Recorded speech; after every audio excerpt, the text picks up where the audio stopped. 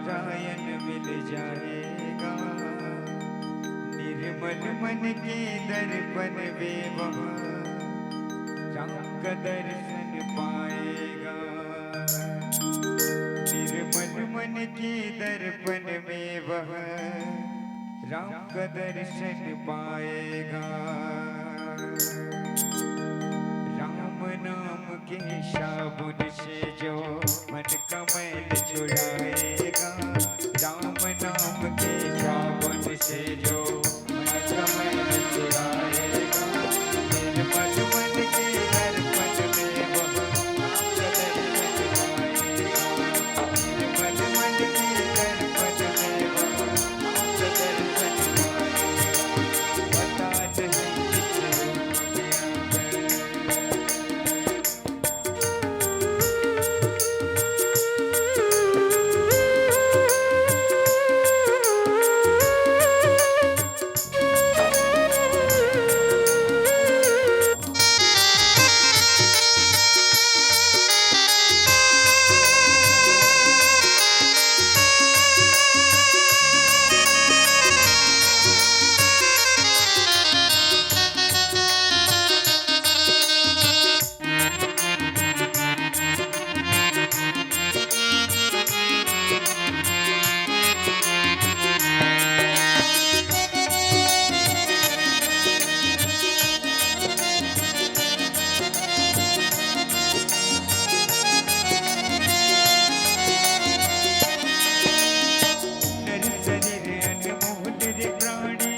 प्रभु कृपा से पाया है।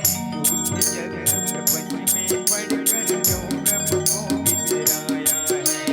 झूठे जग प्रपंच में पढ़कर जो प्रभु को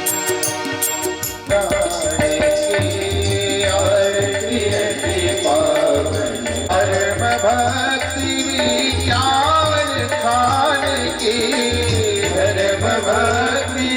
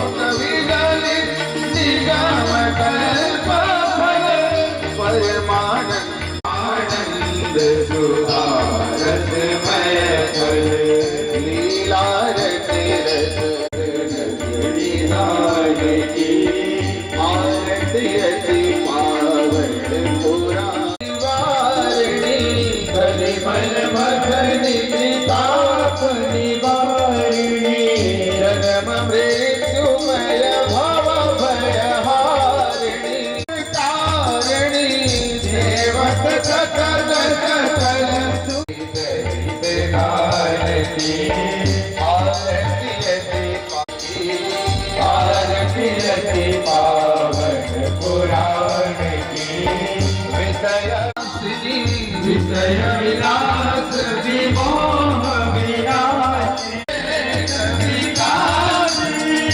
भगवत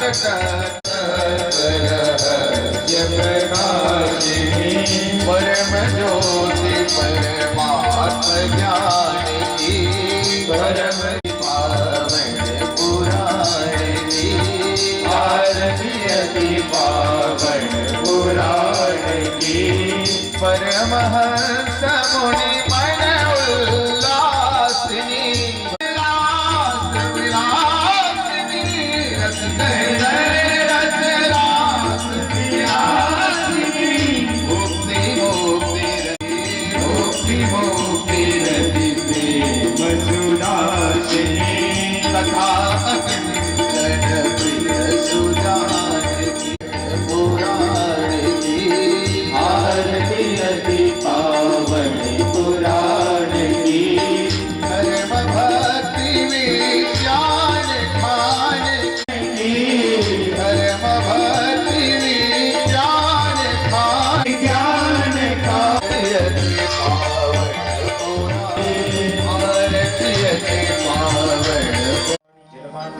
च तानि सर्वाणि नश्यन्तु प्रतीक्षामि पदे पदे ॐ यानि कानि च पापानि जलवान्वितानि च तानि सर्वाणि नश्यन्तु प्रतीक्षामि पदे पदे कपूर्पज्वलितकरेव हरि ओम् सहितं नमामि भगवता च पिता त्वमेव त्वमेव देव त्वमेव सर्वं मम देव देव। आरती के थाल जल से आचमन कर लीजिएगा। हरि ओम एकजलमाचमनं समर्पयामि। अपहरो भव नाना सुगंधि पुष्पाणि यथा कालोद्भव परमेश्वरः अथ मंत्रं पुष्पांजलिं समर्पयामि। प्रेम से बोलो कृष्ण नमन बाकी बिहारी लाल की जय। श्री राधा कृष्ण भगवान की जय। पवन सुत हनुमान की जय। मां शीतला महारानी की जय। सब भक्तन की जय। सब विप्रण की जय। धाम की जय। वेद व्यास भगवान की जय। सत्य सनातन वैदिक धर्म की जय। धर्म की जय हो। अधर्म का नाश हो। प्राणियों में गौ माता की जय हो। हरे महादेव। सदा परिभवग्नमभिष्टदो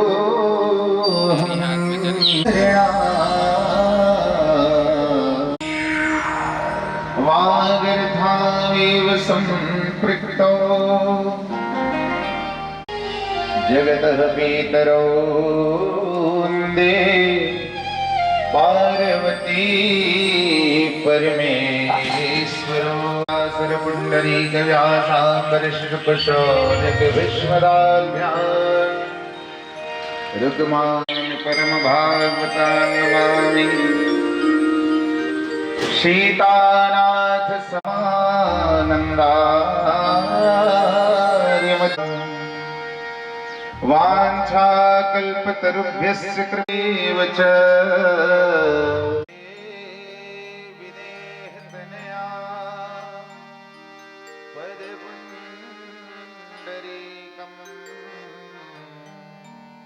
यत्र रघुनाथकीर्तनं तत्र तत्र कृतमस्तिताञ्जलिम् बाष्पवारि परिपूर्णलोचनं मारुतिर्नमतरान्तकम्। हे कृष्ण करुणा सिंधो दीनबंधो जगतपते गोपेश गोपिका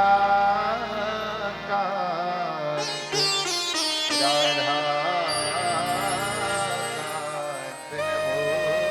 नमोस्तुते। त्रिबलं यशोधैर्यं निर्भयत्वमरोगता अजाड्यमवागपटुत्वं च हनुमतस्मरणाद्भवेत्।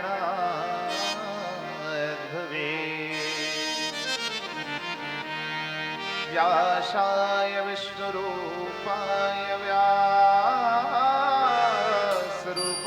विष्णवे नमो वै ब्रह्मणे वासिष्ठाय नमो अजदुर्वदनो ब्रह्मादिबाहुरपरो हरि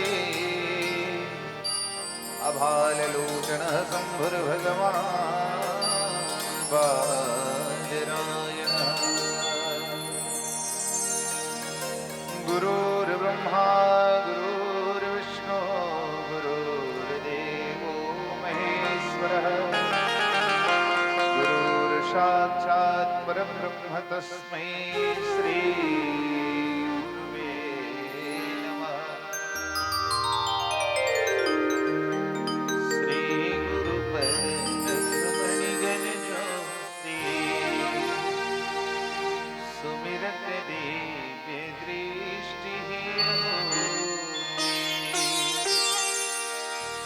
भक्ति भक्त भगवंत गुरु चतुर नाम वपुए इनके भगवंदन की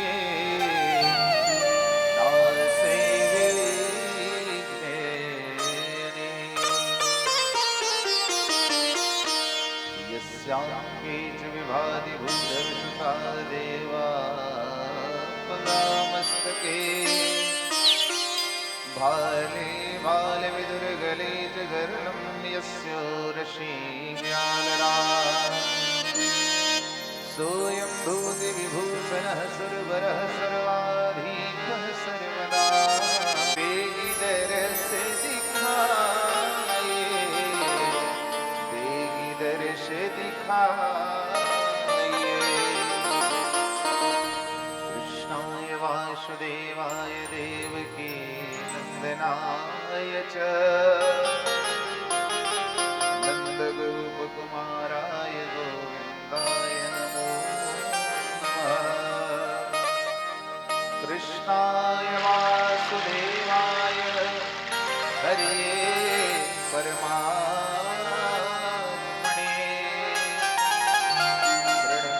प्रणतक्लेशनाशाय गोविन्दाय नमो नमः जय जय श्री राधा रमण जय जय नवल किशोर जय गोपी चित चोर प्रभु जय जय माधवेश्वर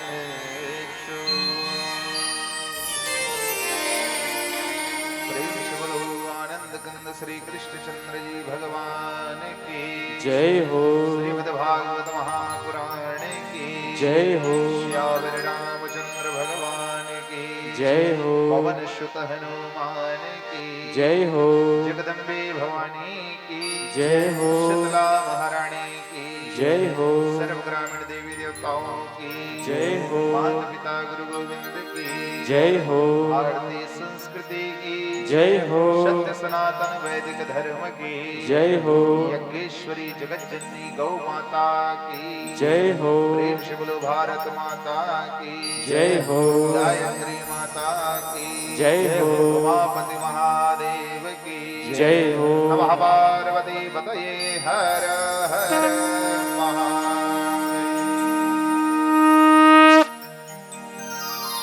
हरि शरणम भक्तवांछा कल्पतरु भक्तवत्सल तथागत वत्सल दीन बंधु दया सिंधु कृपा सिंधु भगवान अकारण करुणा वरुणालय श्री हरि की महती कृपानुकंपा से समस्त कोशरिया परिवार के शुभ संकल्प को लेकर के आप और हम सब मानव जीवन को कृतार्थ करने वाली सर्व संताप हारिणी सर्व पाप हारिणी कलिमल मथनी सर्व सुख प्रदायिनी आनंद कंद भगवान श्री कृष्ण चंद्र जी के वांगमय स्वरूपा यह दिव्य ग्रंथ श्रीमद् भागवत महापुराण का पावन आश्रय लेकर सर्वोत्कृष्ट फल जिसको कहा गया सत्संग लाभ प्राप्त करने जा रहे हैं। आइए सर्वप्रथम अपने मन और वाणी को पवित्र करने के लिए भगवान का नाम उच्चारण कर लें, दोनों हाथों से मीठी मीठी ताली की सेवा प्रदान करते हुए। तत्पश्चात फिर आज इस सप्ताह ज्ञान यज्ञ के द्वितीय दिवस की कथा यात्रा में हम सब प्रविष्ट होंगे। प्रेम से बोलो कृष्णचंद्र भगवान की जय हो श्री राधे गोपाल भज मन श्री राधे जय हो श्री राधे श्याम राधे श्री राधे श्याम राधे श्री राधे गोपाल भज मन श्री राधे गोपाल भज मन श्री राधे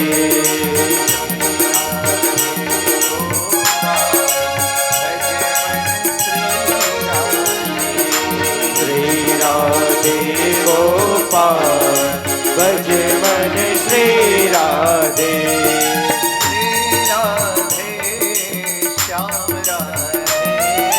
श्री राधे श्याम राधे श्री राधे श्याम राधे श्री राधे श्याम राधे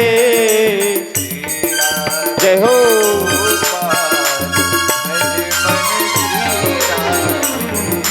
श्री राधे गोपाल भज मन श्री राधे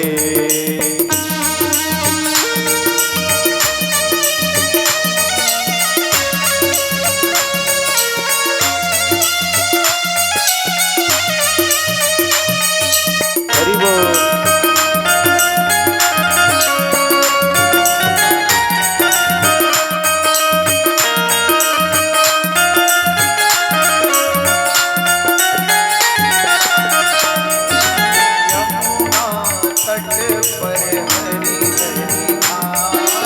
यमुना तट पर हरि हरि घाट यमुना तट पर हरि हरि यमुना तट पर हरि हरि घाट यमुना के किनारे सुंदर हरे हरे घास उगे हुए हैं जिसको चरने के लिए कौन जाएगी गैया मैया जाएगी ना गौ माता जाएगी लेकिन गौ माता को लेकर के कौन जाएंगे गैया चरावे नंदला जय हो गैया चरावे नंदला भज मन श्री राधे गोपाल भज मन श्री राधे श्री राधे श्याम राधे श्री राधे श्याम राधे श्री राधे श्याम राधे श्री राधे श्याम राधे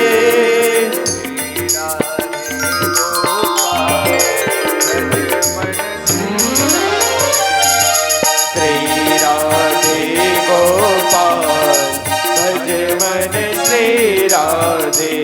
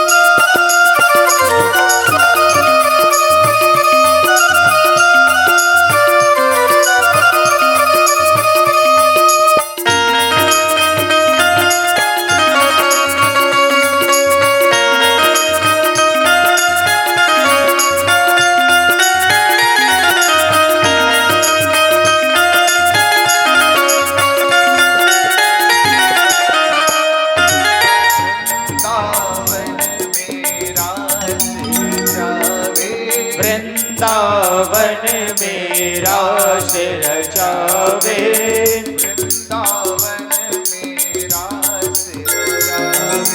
वृंदावन में रास रचावे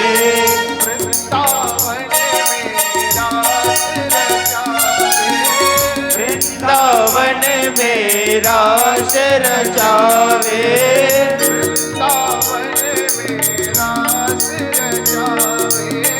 वृंदावन में रास रचावे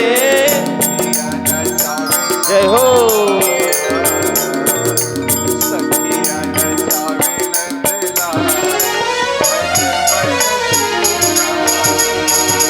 श्री राधे गोपाल भज मन श्री राधे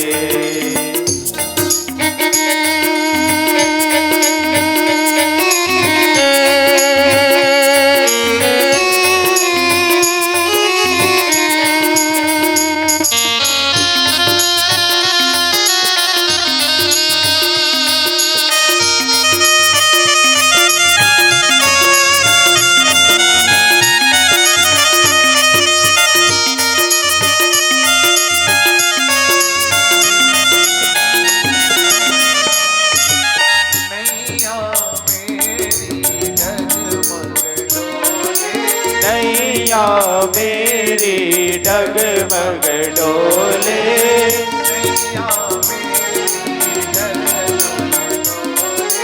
नैया मेरी जगमग डोले।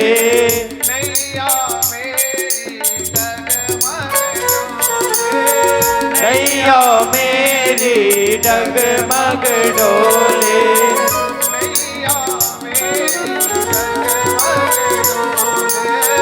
नैया मेरी जगमग डोले।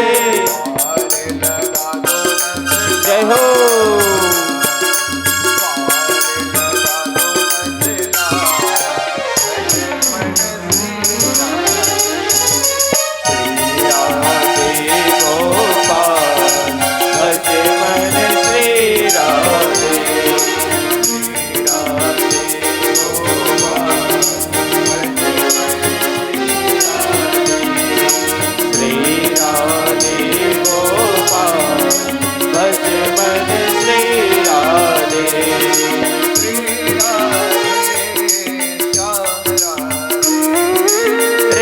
राधे श्याम राधे। श्री राधे श्याम राधे। श्री राधे श्याम राधे। हरि बोल। श्री राधे गोपाल भज मन श्री राधे।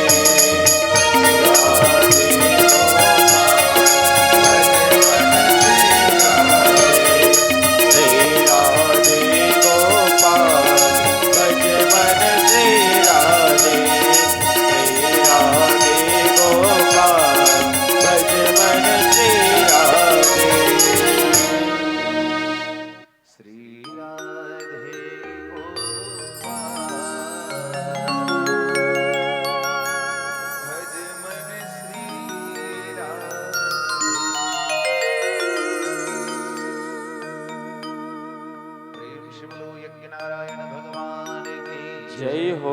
श्री कृष्णचंद्र भगवान की जय हो। भगवत भक्तों, भक्तिमयी करुणामयी वात्सल्यमयी मेरी माता एवं बहनों, छोटे छोटे प्यारे प्यारे बच्चों, मेरे युवान साथियों, अद्भुत कृपा है परमात्मा की और परम सौभाग्य है हम सबका और महाभाग है कुशरिया परिवार। दिव्य आत्मा स्वर्गीय श्री भागीराम कुशरिया जी की पुण्य स्मृति को लेकर के समस्त परिजन परिवारजन के सद सहयोग को लेकर के परीक्षित के परम पद पर विराजमान यहाँ श्रीमती चंद्रकांता भाई श्री योगेश धर्मगुड़ी जी, आदरणीय माता जी श्रीमती फुलमती कुशरिया, श्रीमती विमला कुशरिया, गीतांजलि प्रिया, जगदीश, श्रीमती बिशन किशोर, श्रीमती मंगला किशन, श्रीमती रेखा परदेशी, श्रीमती गंगा विशवहाराम, श्रीमती अंकलहीन विनयकांत, श्रीमती मंजू भुवनेश्वर, श्रीमती मीना आत्माराम, श्रीमती दुलारी पुष्पांजलि राहुल, आरोही आश्रवी परिपार्थ, समस्त कुशरिया परिवार के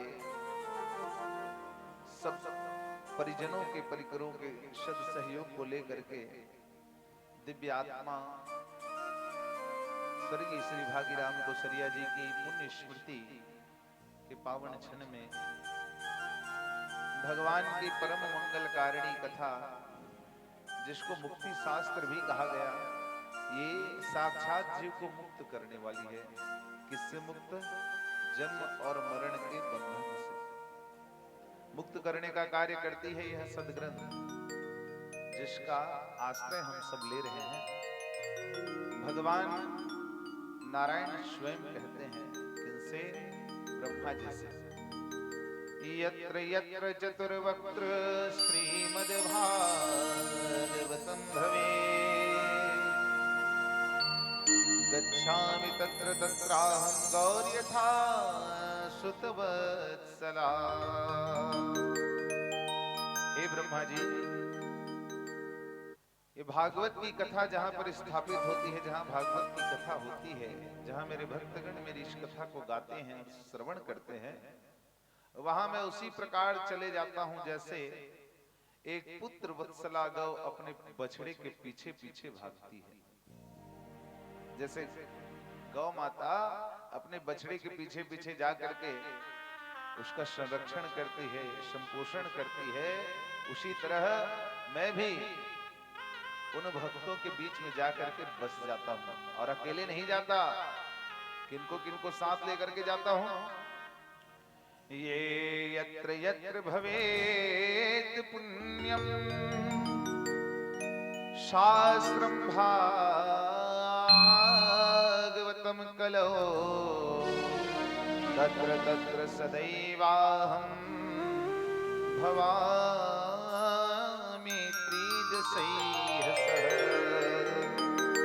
जहाँ ये परम पवित्र पुराण भागवत स्थापित होती है, वहां मैं सदा ही समस्त स्वर्गादि देवताओं को लेकर के आता हूँ। अकेले नहीं आता, सबको लेकर के आता हूँ।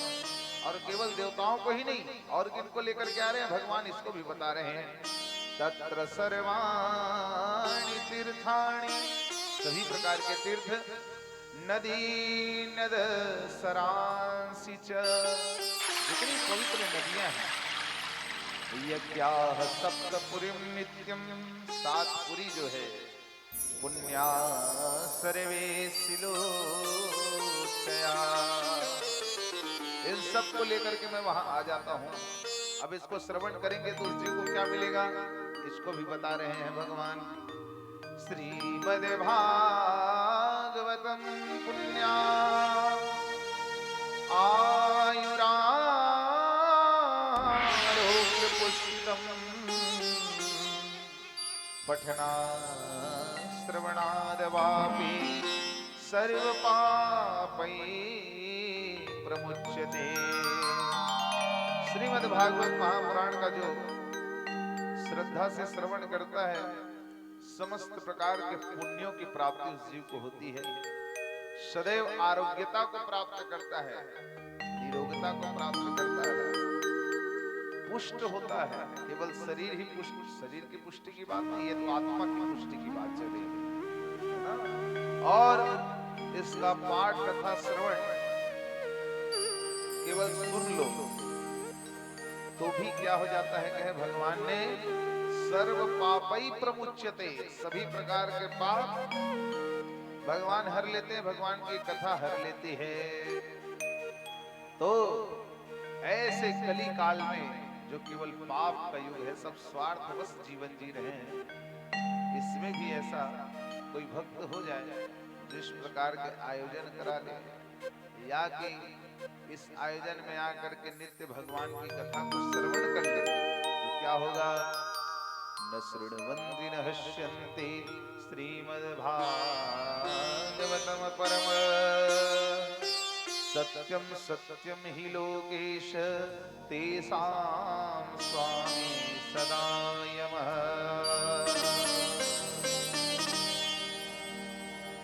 इस भागवत का जो आश्रय नहीं लेता, क्योंकि कली काल में तो सबको मुक्त करने वाला, सभी पापों को हरने वाला यह दिव्य पुराण है, इसका आश्रय जो जीव नहीं लेगा, उसका स्वामी कौन होता है, कहे उसका स्वामी होता है यम देवता। अर्थात उसको नरकों की यातनाएं भोगनी ही पड़ेगी, क्योंकि ये कलयुग है, यहाँ हम पाप से नहीं बच सकते, हमसे पाप तो होते ही रहता है। चल रहे हैं, नीचे चींटियां आ गई, दब करके मर गई तो वो भी पाप हो गया। घर में आप झाड़ू लगा रहे हो, झाड़ू में कई जीव जंतु मर जाते हैं, ये भी पाप हो गया। अनजाने में किसी के लिए मुख से निंदा निकल गई, पाप हो गया। गुरु का अपमान हो गया, पाप हो गया। भगवान का अपमान हो गया, पाप हो गया। तो पापों से तो नहीं बचा जा सकता, लेकिन पापों को दूर करने का साधन कहा, ये भागवत है।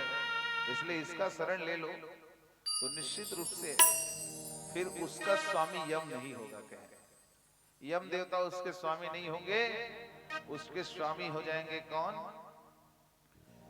कस्तूरी तिलकम ललाट पटले वक्षस्थले कौस्तुभम नासाग्रे वरमोक्तिकं करतले वेणोत्तरे सर्वांगे हरिचंदनं सुललितं कंठे च मुक्तावली गोमस्त्रे परिवेशितो विजयते गोपाल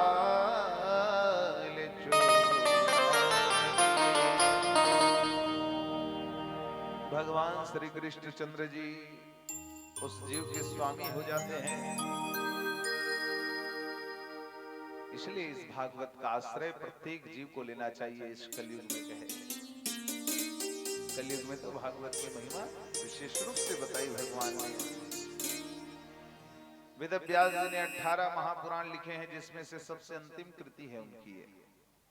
18वें नंबर में इस पुराण की रचना करी और इस पुराण को रचने के बाद उन्होंने अपनी लेखनी छोड़ दी।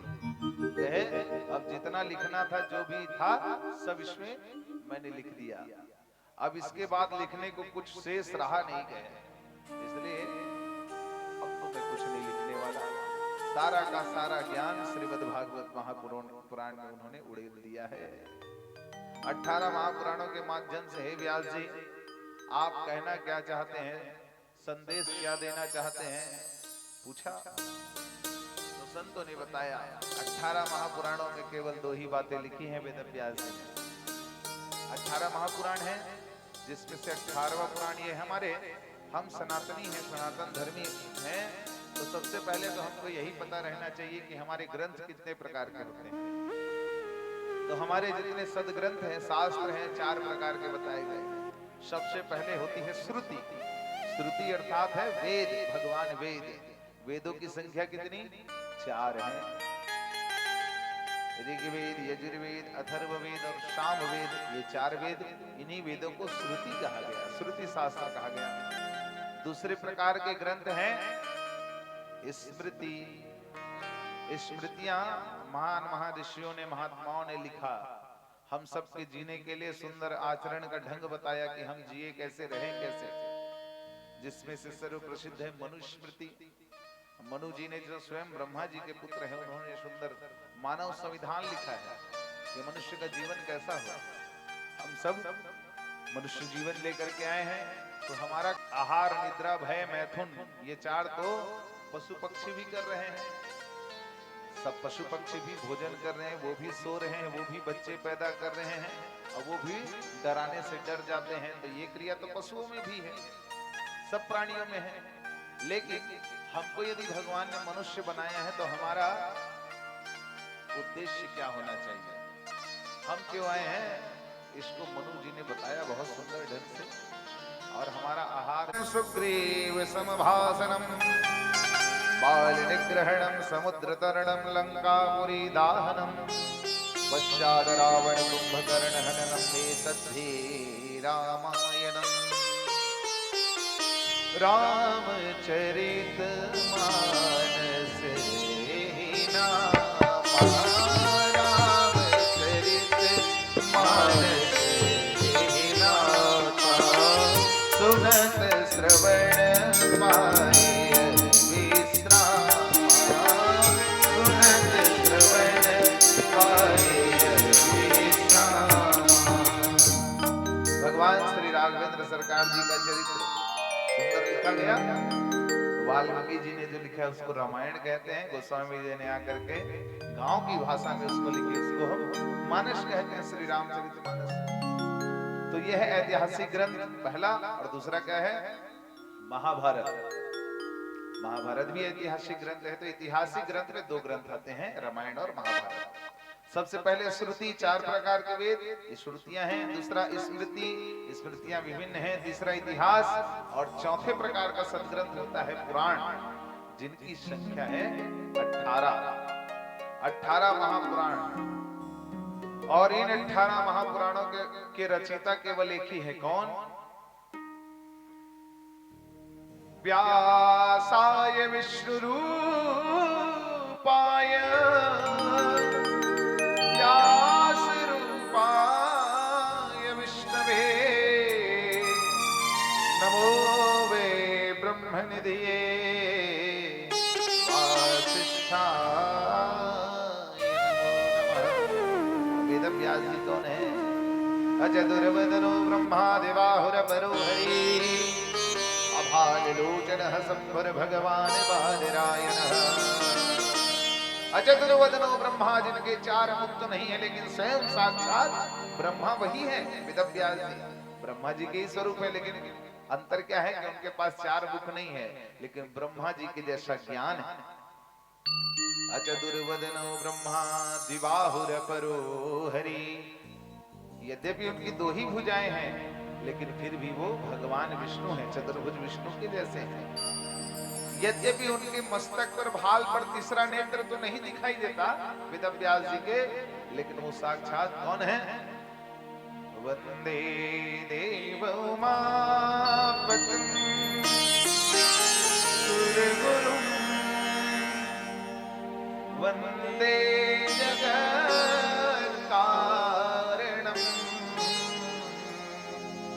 वंदे पन्नगभूषणं मृगधरं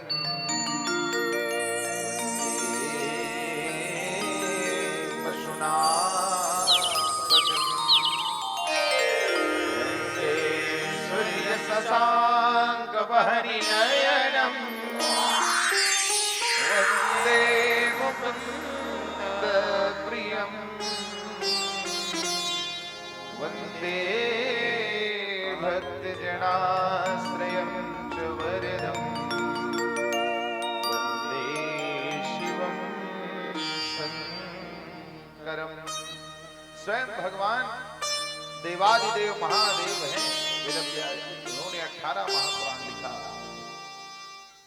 तो उनके पुराणों का संदेश क्या मिला जी को?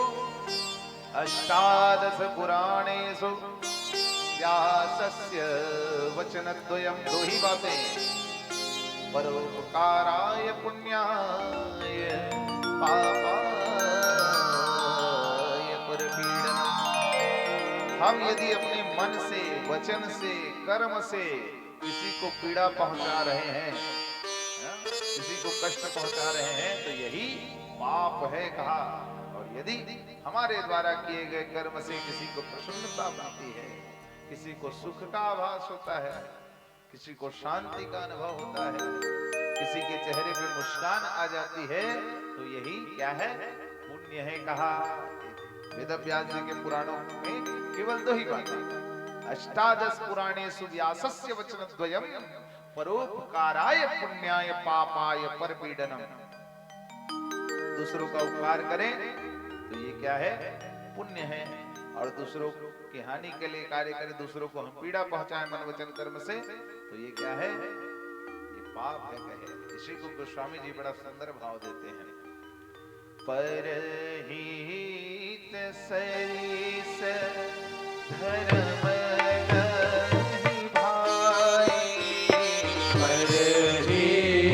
सरिस धर्म नहीं भाई।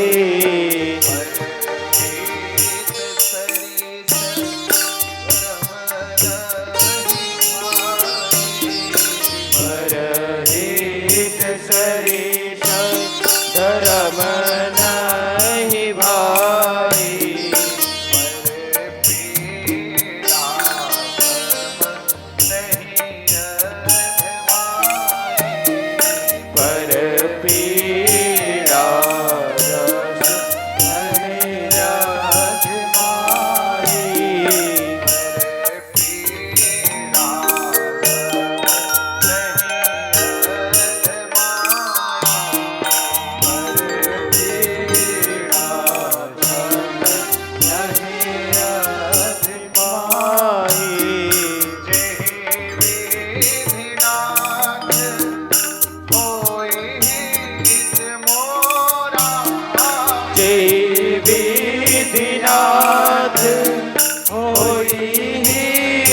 मोरा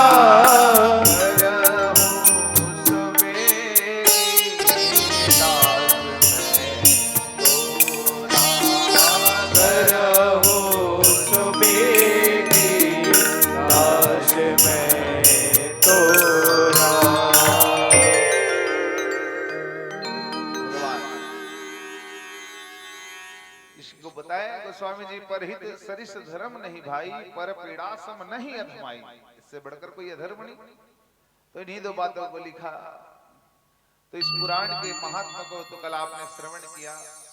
महात्मा में आपने धुंधकारी की कथा सुनी, जो एक प्रेत की योनि को प्राप्त कर लिया था, वह भी मुक्त हो गया। लेकिन भैया अब ऐसा आवश्यक नहीं कि हमारे लिए भी कोई ऐसे यज्ञ कराने वाले मिल जाए, भागवत की कथा सुनाने वाले मिल जाए, भागवत की कथा का आयोजन करने वाले मिल जाए। ऐसा जरूरी है क्या? नहीं है। इसलिए अपनी मुक्ति का साधन हमको स्वयं को ढूंढना है। अपनी मुक्ति का साधन हमको स्वयं को बनाना है।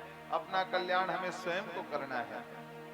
हम किसी और पर आश्रित क्यों रहे, जब इतनी सुंदर व्यवस्था परमात्मा ने हमारे लिए कर दी। भगवान स्वयं कह रहे हैं, ये भागवत की कथा ही जीव को मुक्ति प्रदान करने वाली ग्रंथ है।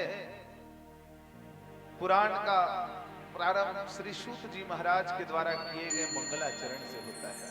श्री सूत जी महाराज ने 3 श्लोकों के माध्यम से प्रथम स्कंद के प्रथम अध्याय में क्या किया? मंगलाचरण किया। मंगलाचरण अर्थात भगवान का ध्यान, उस परमात्मा का ध्यान जिनका स्वरूप ही मंगलमय है, जिनका आचरण मंगलमय है, उनका ध्यान किया। मंगलाचरण करने का भाव क्या? एक तो पहला, जो हम कार्य प्रारंभ करने जा रहे हैं, जिस कार्य को हम करने जा रहे हैं, वो कार्य निर्विघ्नता पूर्वक पूर्ण हो जाए, इसमें किसी प्रकार की बाधा ना हो। और दूसरा भाव, हम जो कार्य कर रहे हैं, इस कार्य से समाज को लाभ प्राप्त हो। ये जो कार्य हो रहा है, इससे मानव जगत को और संपूर्ण संसार को परम सुख की प्राप्ति हो, सबके कल्याण का कारक यह बने, ऐसा कार्य मैं करने जा रहा हूं। इसलिए भगवान मैं आपका ध्यान करता हूं। श्री सूत जी महाराज 3 श्लोकों के माध्यम से क्या कह रहे हैं? जन्माद्यस्य यतोऽन्वयादितरतः चार्धे सभेभ्यः स्वरा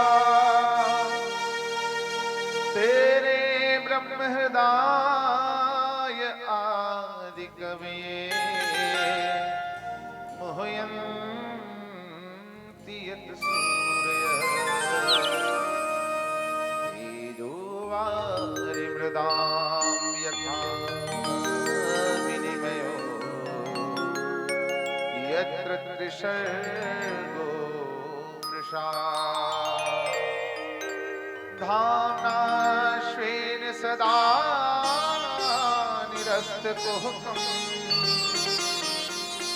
सत्यं परं धीमहि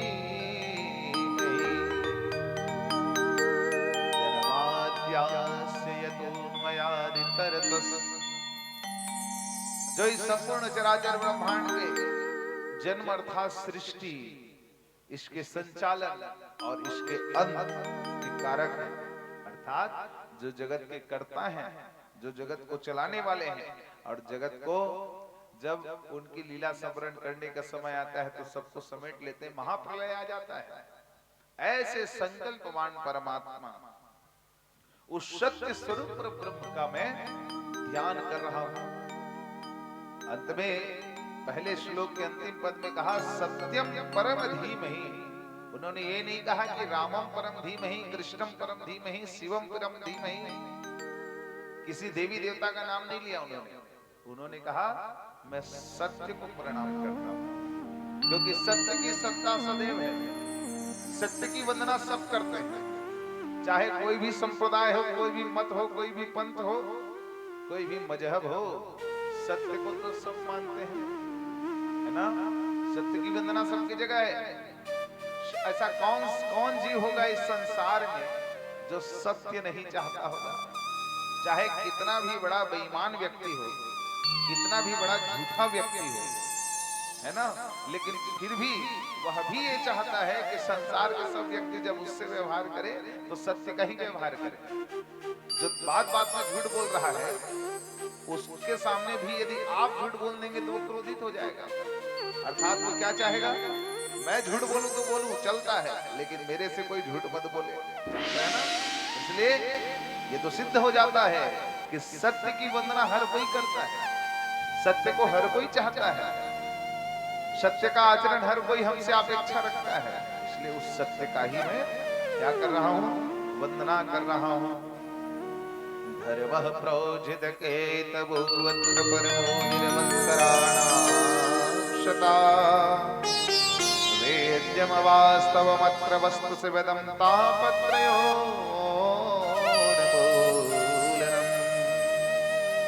श्रीमद्भागवते महामुनिकृते किं वा परैरीश्वरः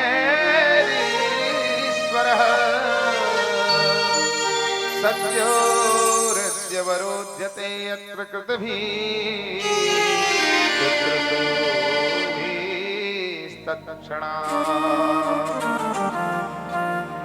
महामुनि वेदव्यास जी के द्वारा निर्मित यह परम ग्रंथ श्रीमद् भागवत महापुराण में मोक्ष पर्यंत फल की कामना से रहित परम धर्म का निरूपण हुआ है। कौन कह रहे हैं? श्री सूत जी महाराज कह रहे हैं।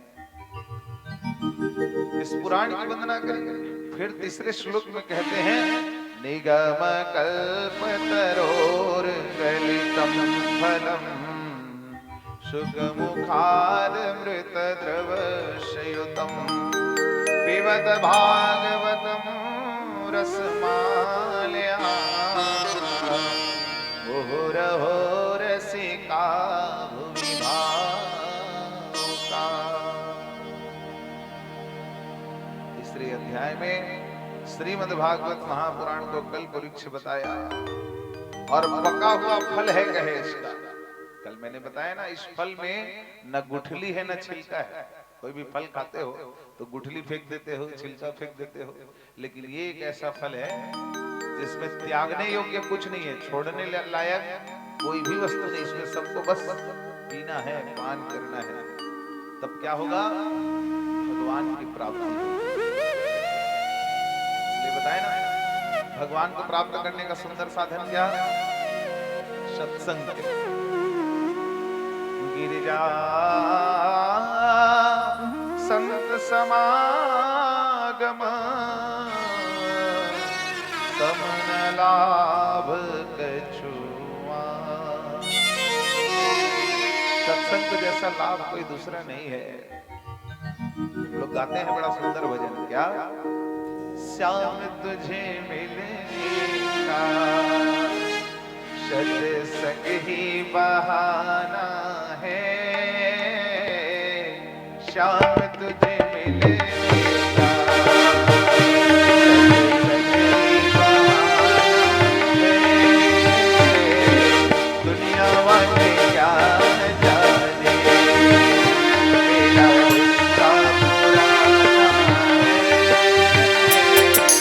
दुनिया वाले क्या जाने मेरा रिश्ता पुराना है।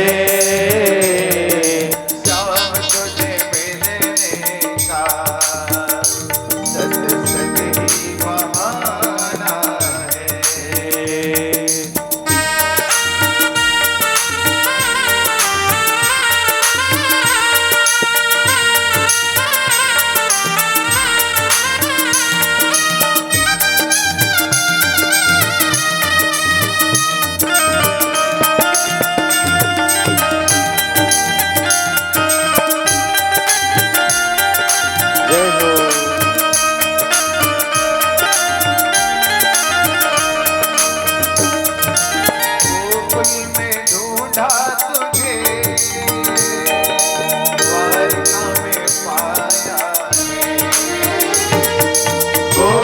में ढूंढा तुझे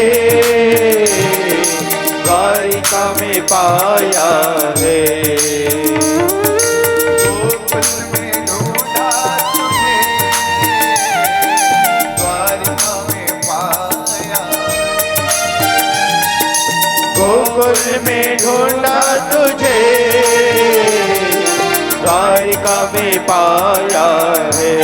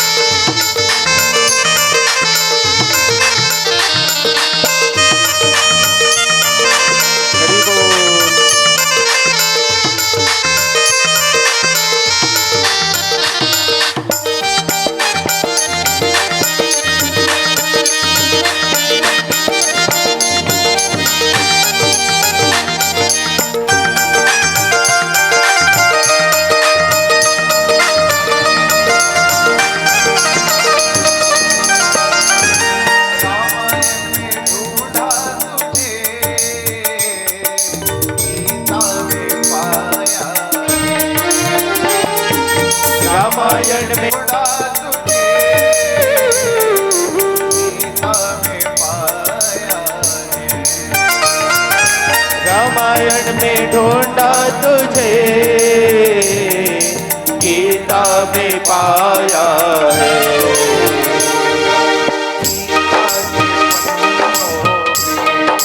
जय हो।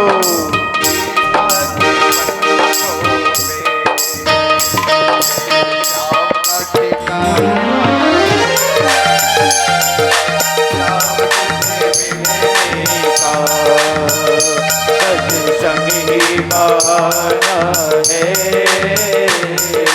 श्याम तुझे मिलने का सत्संगी बहाना है।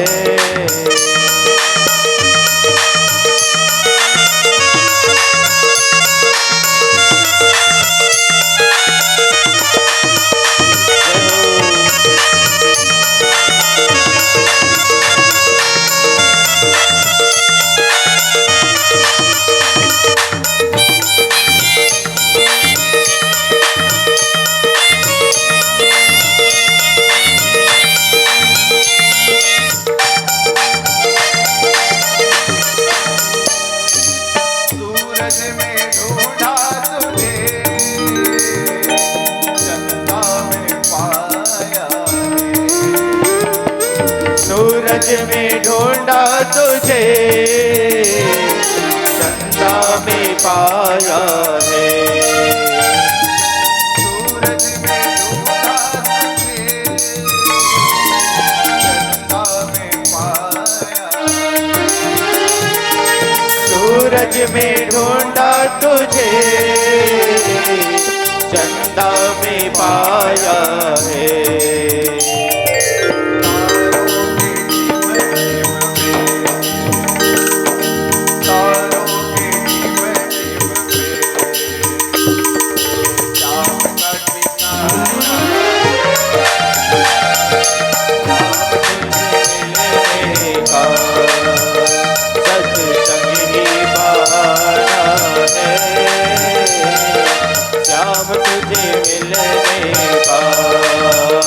सत्संग ही बहाना है। दुनिया वाले क्या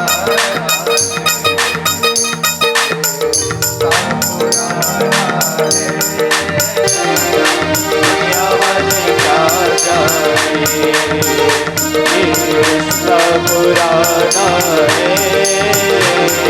दुनिया वाले क्या जाने, ये रिश्ता पुराना है।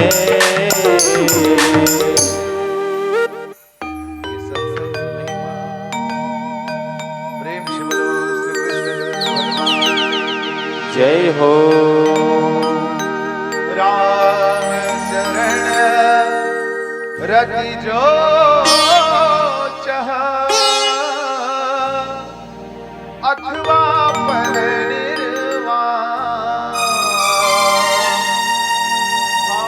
सहित सोयह कथा,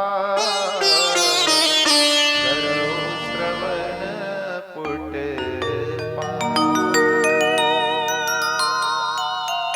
चाहे कोई भगवान की भक्ति चाहे या कि भगवान के परम पद मोक्ष पद को प्राप्त करना चाहे, क्या करना चाहिए कहे? भाव सहित जो कथा करऊं श्रवण पुट पान। भगवान की कथा को कैसे भाव के साथ श्रवण करना, क्योंकि भगवान कहते हैं, क्या कहते हैं परमात्मा? भाव का भूखा हूं मैं, भाव ही बस सार है। भाव से मुझको भजो तो भव से बेड़ा पार है। भगवान कह रहे हैं कि मैं तो केवल भाव का ही भूखा हूं, भाव से मुझको भजोगे तब मुझे प्राप्त करोगे। अबिना भाव की कथा श्रवण करोगे तो क्या होगा? कुछ प्राप्त होने वाला नहीं है। एक जगह ऐसी कथा चल रही थी, एक महाराज जी आए कथा कहने के लिए, वहां सत्संग चल रहा था। एक जाता, फिर दूसरे आते, दूसरा जाता, तीसरा आता, वक्ताओं की कतार लगी हुई थी। एक वक्ता आए, वक्ता आकर के बैठे तो उनका एक अभ्यास था। क्या अभ्यास? वो जब भी मंच में बैठते पहले आलाप लेते, और जब आलाप ले और भजन चालू करे ना, जब तक दूठन भजन खत्म नहीं हो जाए तब तक आंखिल नहीं उभरे। आंखिल बंद करके गाए बैठते साथ वैष्णे करी सो धरी हारमोनियम लालाप ली सो भजन दूठन खत्म हो गए। जब बैठे रही इस मंच में आग बैठी ना, पंडाल भरे रहे खचाखच। और दू भजन के बाद आखिर जब खोलीस तो पंडाल में तीन जन बाचे रहे, 3 जन।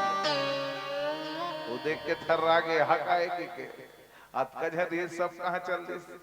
फिर कहने लगे कोई बात नहीं, 3 श्रोता है यहाँ, यदि 3 श्रोता भाव के साथ कथा श्रवण करने के लिए बैठा है तो उनको मैं कथा सुनाऊंगा, उनका कल्याण होगा, मेरा कल्याण हो जाएगा। वो कहीं खेल जाएगा। उसमें से पहला व्यक्ति खड़ा हो गया, क्षमा करो महाराज ऐसा बात नहीं है कि। तो कैसन बात है? जे लाल रंग के दरी में बैठे हंसते मोरे घर ले आए थे, घर से दियो देखा तो का बुढ़वे दरी लेगो की के। महाराज कहते ले ठीक है, 3 जन में 1 जन दरी वाले हो गए, 2 जन तो बैठे हैं सुने बर भाव से, ए मन ल सुना हूं।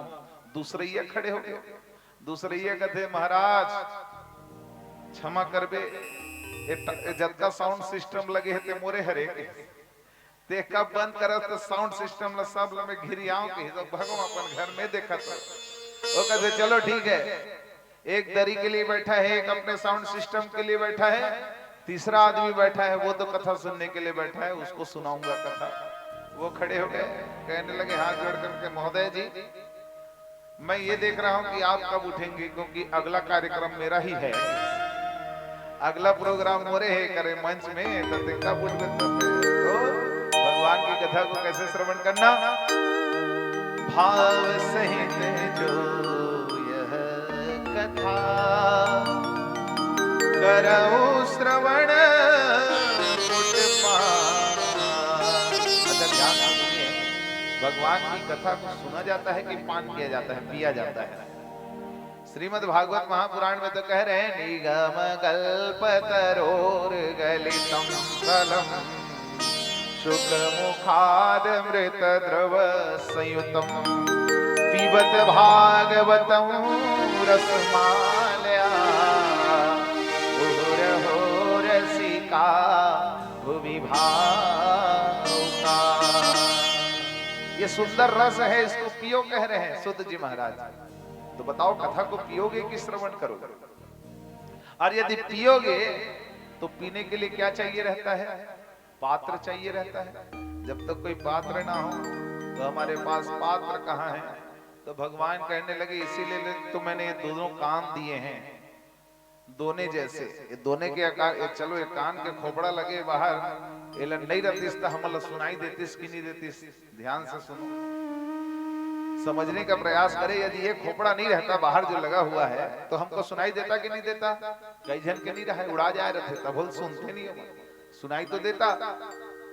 तो भगवान ने क्यों दिया फिर इसको? एक जन कहते वाह महाराज नहीं देती तो चश्मल कामे रखते हो, ये नहीं रहती महाराज तो चश्मल कामे फिट करते।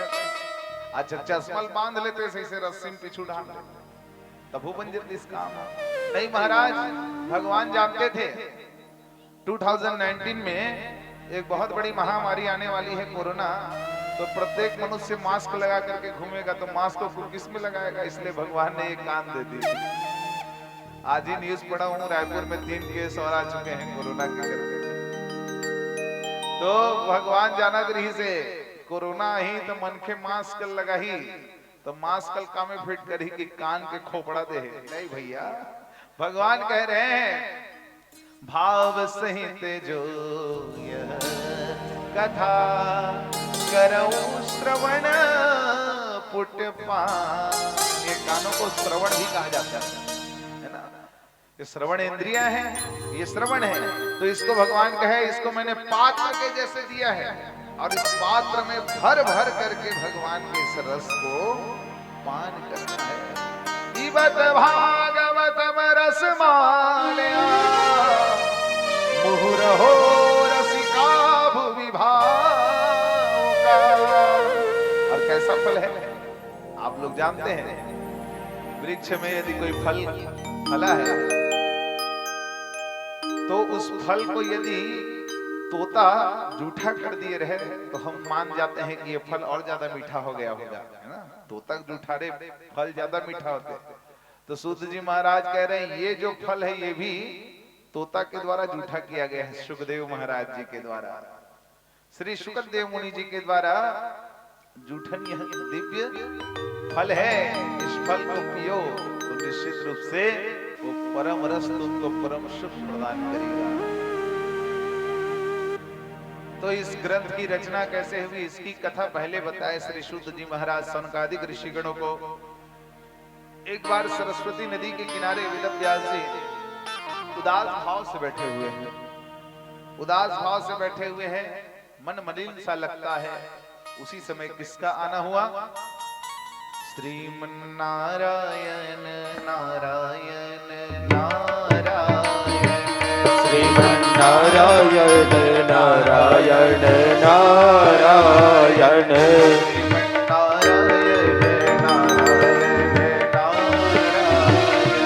श्रीमन नारायण नारायण नारायण, श्रीमन नारायण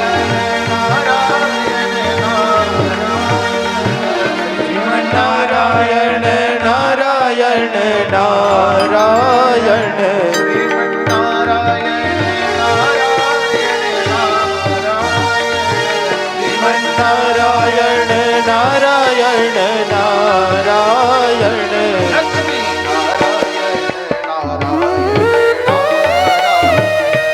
लक्ष्मी नारायण नारायण नारायण,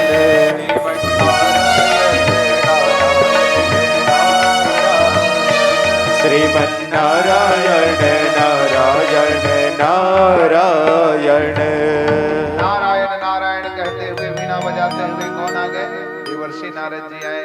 देवर्षि नारद जी ने जब देखा वेद व्यास जी को कहने लगे वेद व्यास जी कथम चिंता करोद भवे, क्यों चिंता कर रहे हो? किस चिंता में आप डूबे हुए हो बताइए। वेद व्यास जी कहने लगे क्या बताऊं नारद जी, मैं तो बहुत दुखी हूं। नारद जी ने पूछा दुखी? आप दुखी क्यों हो?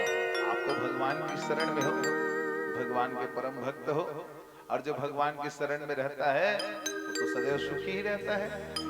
भगवान सुख के धाम है, मिलता है सच्चा सुख केवल भगवान तुम्हारे चरणों में है। विनती यही पल पल छिन छिन रह ध्यान तुम्हारे चरणों में। सब कुछ देने वाले परमात्मा और उनकी शरण में आप रहते हो और आप दुखी क्यों? वेद व्यास जी ने बताया मैंने महाभारत की रचना करी, ये ज्ञान का शास्त्र है महाभारत, और महाभारत के माध्यम से मैंने लोगों को यह संदेश देना चाहा कि देखो भाई का भाई से यदि द्रोह होगा तो परिणाम क्या होगा, जुआ खेलोगे तो परिणाम क्या होगा, भाई के साथ तुम कपट करोगे, छल छिद्र करोगे तो क्या होगा। ये सारी बातें समझाने के लिए मैंने ये महाभारत की रचना करी। लेकिन मैं जब कलयुग की दशा देखता हूँ तो कलयुग के मनुष्य तो ठीक ऐसा ही कर रहे हैं। यहाँ आपको शत्रु बाहर के नहीं मिलेंगे, शत्रु कहाँ है? घर के ही अंदर के व्यक्ति शत्रु मिलते हैं। तो नारद जी इस स्थिति को देख करके मैं बड़ा दुखी हो गया हूँ कि मैंने लोगों को सुंदर संदेश देने के लिए ग्रंथ रचा, लेकिन जो जो महाभारत में लिखा है वो मनुष्य कर रहा है। नारद जी कहने लगे वेद व्यास जी सत्य कह रहे हो आप, लेकिन ये मनुष्य की वास्तविक गति है, मनुष्य का स्वभाव है कि वो मनुष्य पाप की ओर जल्दी आकर्षित होता है, पाप के रास्ते जल्दी चलता है, और जो अच्छे कर्म है उससे दूर हो जाता है। रामायण में भी मानस में भी भगवान ने कितना सुंदर संदेश दिया, भाई का भाई से प्रेम कैसा हो, एक पुत्र का माता पिता के प्रति कर्तव्य क्या हो, एक सेवक का स्वामी के प्रति कर्तव्य क्या हो, एक पतिव्रता स्त्री का अपने पति के प्रति कर्तव्य क्या हो। ये सारा कुछ हमको कौन सिखा रहा है? हमें निज धर्म पर चलना सिखाती रोज रामायण। हमें निज धर्म पर चलना सिखाती रोज रामायण। सदा शुभ आचरण करना सिखाती रोज रामायण। सदा शुभ आचरण करना सिखाती रोज रामायण। ये रामायण कितना सुंदर संदेश देता है। यद्यपि मानस गाने वाले आपको गांव-गांव में कई मंडलियां मिल जाएगी, लेकिन मानस के ज्ञान को स्वीकारने वाले आपको नहीं मिलेंगे। जो खुद मानस को गा रहा है, वो भी यदि जितने लोग मानस व्याख्याकार हैं, केवल वही अपने जीवन में मानस के सूत्रों को अपना ले, तो निश्चित रूप से कलयुग नहीं रहेगा, ये सतयुग हो जाएगा, ये त्रेता युग हो जाएगा। लेकिन मानस को केवल गान करने तक ही जीव ने समझ लिया और गा करके बस जो मूल उद्देश्य है उसको भूल करके और बाकी के उद्देश्यों की पूर्ति में मनुष्य लग गया है। और महाभारत को वेदव्यास जी कह रहे हैं कि मैंने इसको लिखा कि जीव को कुछ संदेश मिले कि ऐसा कर्म करोगे तो क्या फल मिलेगा, लेकिन मनुष्य तो उसी कर्म में लिप्त हो गया। जुआ नहीं खेलना है कहा तो जुआ खेल रहे हैं, भाई का भाई से प्रेम रहना चाहिए कहा तो भाई का भाई से ही आजकल बैर सबसे अधिक है। परिवार बिखरते जा रहे हैं। कलयुग की दशा देख करके वेदव्यास जी कहने लगे, नारद जी कहने लगे ठीक है, अब इसमें आप कुछ नहीं कर सकते। क्यों? क्योंकि मनुष्य का मूलभूत स्वभाव है, ये मूल स्वभाव है मनुष्य का कि वो पाप की ओर जल्दी जाएगा, आकर्षित होगा, पुण्य से दूर भगेगा, पुण्य विवर्जित रहेगा। कलयुग का मनुष्य, यहाँ का मनुष्य क्या रहेगा? पुण्य करने से डरेगा, ये डरेगा कि धोखे से मुझसे कोई पुण्य ना हो जाए। कलयुग के मनुष्यों की दशा बता रहे हैं श्रीमद् भागवत महापुराण में। तो फिर कहे तो मैं करूं तो करूं क्या? वेदव्यास जी को नारद जी ने संदेश दिया। नारद जी कहते हैं, वेदव्यास जी आज मैं देवर्षि नारद हूं, लेकिन पहले मैं ये नहीं था। पहले मैं क्या था? पहले मैं एक दासी का पुत्र था, दासी का पुत्र था। वेदव्यास जी आश्चर्य में पड़ गए, तो आप दासी के पुत्र से नारद कैसे बन गए? नारद जी कहने लगे, पूर्व जन्म की कथा है तो उनको बताता हूँ। पहले जन्म में मैं दासी का पुत्र था। मेरे घर में संत चातुर्मास के लिए आया करते थे। देवशैनी एकादशी से लेकर के देवउठनी एकादशी को चातुर्मास कहते हैं। संतगण सन्यासीगण घूमते रहते थे, घूम करके सत्संग करते, सबको सुंदर ज्ञान देते। तो ये चातुर्मास के लिए संत हमारे घर में आते थे, तो मैं उनका जूठन ग्रहण किया करता था। वो जो भोजन छोड़ देते उसको मैं खाता।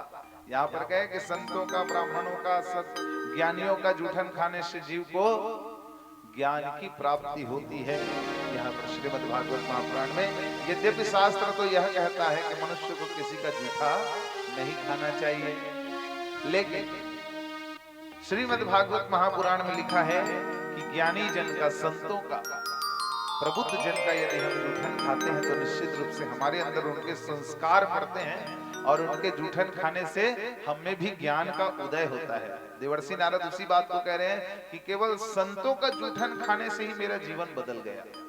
संतों का जूठन खाया। वहीं हम शिव महापुराण में देखते हैं, शिव महापुराण में लिखा, पतिव्रता नारी का जब संदेश देते हैं पार्वती मैया को ब्राह्मण पत्नी के द्वारा विवाह के पश्चात, तो कहा गया कि जब एक पतिव्रता नारी अपने पति के जूठन खाती है तो वो जूठन उसके लिए संसार के सभी तीर्थों के प्रसाद के बराबर होता है। जो स्त्री अपने पति का जूठन खाएगी उसके लिए वह जूठन नहीं होता, बल्कि उसके लिए कल्याणकारी कहा गया शिव महापुराण की कथा में। यहाँ श्रीमद् भागवत महापुराण में कहे कि संतों का जूठन खाने से जीव को परम ज्ञान की प्राप्ति मुझे हुई। नारद जी बताने लगे। इसके बाद मेरे अंदर का वैराग्य जगा। उसी समय क्या होता है, मेरी माँ मुझे छोड़ करके चली गई, अर्थात इस संसार से अपना शरीर त्याग करके चली गई। सब अत्यंत मुझे ढांढस बंधा रहे थे, सांत्वना प्रदान कर रहे थे, क्योंकि मैं तब अनाथ हो गया था। लेकिन वेदव्यास जी, संसार में यदि कोई भी मनुष्य अपने आप को अनाथ कहे तो ये भगवत अपराध की श्रेणी में आता है। भगवान के प्रति बहुत बड़ा अपराध कहा गया है यदि कोई भी जीव अपने आप को अनाथ कहे, क्योंकि सबके नाथों के नाथ तो हमारे जगन्नाथ हैं, जगन्नाथ भगवान हैं।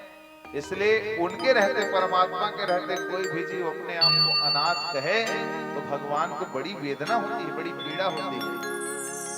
इसलिए कोई जीव अपने आप को अनाथ ना कहे। और मुझे भी लोग जब समझाने लगे कि तू अनाथ हो गया, मैं दुखी नहीं हुआ। मैं तो अपनी माँ के अंत्येष्टि कर्म करके निकल पड़ा जंगल के रास्ते जा करके एक वृक्ष के नीचे बैठ करके मैं, संतों ने मुझे जो सुंदर ज्ञान दिया था, उपदेश दिया था, उस उपदेश को लेकर के भगवान का नाम कीर्तन करने लगा, नाम जप करने लगा। उसी समय परमात्मा का एक सुंदर झलक मुझे दिखाई दिया। घनश्याम तुम्हारे मिलने को जीवन की बाजी लगा चुके, तुम मानो या न हमें मानो, हम तुमको अपना बना चुके। यदि दुर्गति प्रभु मेरी होगी, अब कीरति भी तेरी होगी। हम नंद सुवन को बालक हैं, यह बात जगत को बता। मैंने उनका एक झलक पा करके मैं विहल हो उठा। मेरी जिज्ञासा और बढ़ गई, मैं तड़पने लगा उस दृश्य को देखने के लिए। तब आकाशवाणी हुई, तप करो तप करो तप करो। मैं समझ गया तपस्या के बिना कुछ प्राप्त होने वाला नहीं। मैं तपस्या में लग गया। अखंड वर्षों तक मैंने तपस्या करी, लेकिन मुझे कुछ प्राप्त नहीं हुआ। मेरा पुनः जन्म होता है। पुनः जन्म के पश्चात फिर मैं तपस्या में लग गया। फिर तपस्या में लगा। जब 2 जन्मों की तपस्या जुड़ी एक साथ, तब मुझे परमात्मा का सुंदर स्वरूप दिखाई दिया। उन्होंने मुझे वरदान प्रदान किया। उसके बाद मैं बना हूं ब्रह्मा जी का मानस पुत्र, और आज मैं देर रात भगवान की भक्ति में लगा रहता हूं। तो ऐसे सुंदर परम पिता परमात्मा के चरित्र को तुम लिखो। उनके चरित्रों को जब तक तुम लिपिबद्ध नहीं करोगे, लेख नहीं करोगे, तब तक आपके मन को शांति प्राप्त होने वाली नहीं है। इस प्रकार नारद जी ने कहा कि आप भागवत महापुराण की रचना करो। इसके पहले 17 पुराण वेदव्यास जी लिख चुके थे और महाभारत की भी रचना कर चुके थे। नारद जी से सुंदर संदेश पाकर वेदव्यास जी ने यह सुंदर ग्रंथ की रचना प्रारंभ करी। सच्चिदानंद रूपाय विश्वोत्पत्त्यादिहेतवे तापत्रय विनाशाय श्री कृष्णाय वयं नमः। वेदव्यास जी ने परम मंगलमय कार्य सतचित आनंद के स्वरूप परमात्मा के सुंदर वांगमय स्वरूप भगवान कृष्णचंद्र जी के यह दिव्य ग्रंथ श्रीमद् भागवत महापुराण की रचना कर दी। 18,000 श्लोकों में वर्णित यह दिव्य ग्रंथ है। 12 स्कंधों में बटा हुआ है, जिसमें से जो 10वां स्कंध है उसको इस भागवत का प्राण कहा गया है। वहां से कृष्ण जी का चरित्र प्रारंभ होता है 10वें स्कंध से। तो ऐसे 12 स्कंधों में वेदव्यास जी ने इस ग्रंथ की रचना करी। आगे श्री सूत जी महाराज सनकादिक ऋषिगणों के मध्य सुंदर कथा कहने लगे। क्या होता है, इधर महाभारत का युद्ध समाप्त हो चुका है, दुर्योधन की जंघा टूट चुकी है। दुर्योधन मरा तो नहीं है, लेकिन तड़पते पड़ा हुआ है। उसी समय अश्वत्थामा आता है। अश्वत्थामा को देख करके दुर्योधन कहने लगा, यदि तुम मेरे मित्र हो तो मेरा बदला पूर्ण करो। अश्वत्थामा कहने लगे, मित्र क्या चाहिए बताओ, यदि प्राण मांगोगे तो मैं प्राण दे दूंगा आपको। दुर्योधन कहे तुम्हारे प्राण नहीं चाहिए मुझे चाहिए उन पांचों पांडव के सिर, जाओ काट करके लेकर आओ।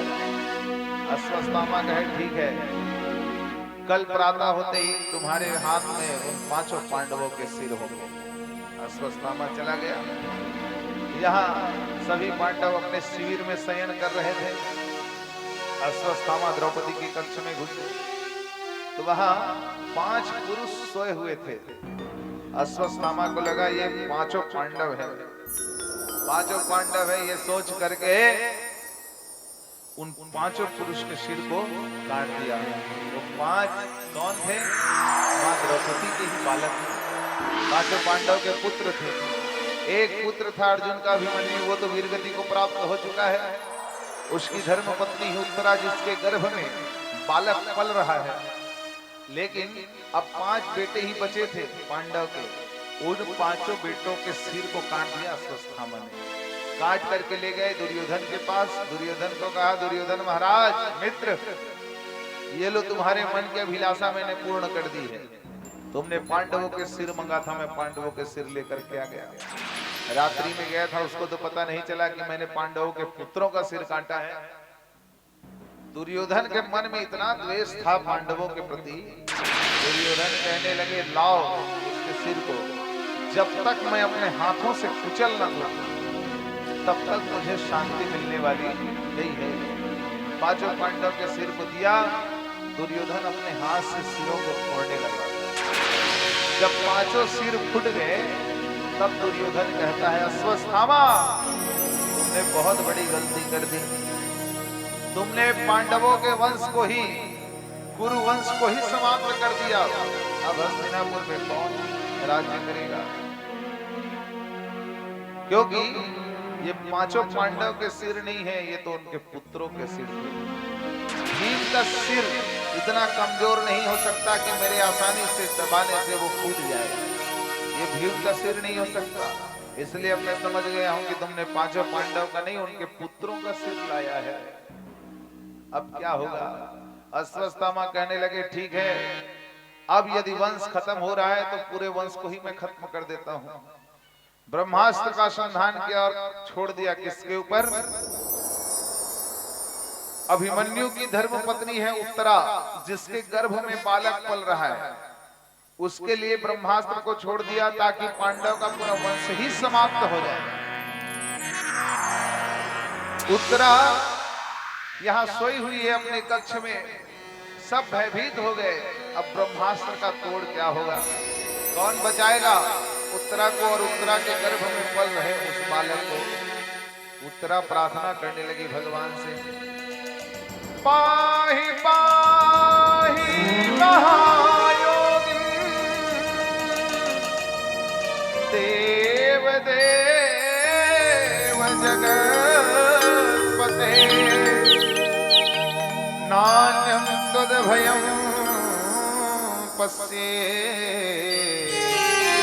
यत्र मृत्यो परस्परम अभिद्रवितमामीश सरस्तायसो प्रभो कामं दहतु मां नाथ मामे गर्भो निपात्यता। हे देवादिदेव, हे जगदीश्वर, हे परमात्मा, हे महाभगवन, आप मेरी रक्षा करें, रक्षा करें, रक्षा करें। मृत्यु मेरे परस्पर है। ब्रह्मास्त्र आ रहा है, उत्तरा के गर्भ में प्रवेश कर रहा है।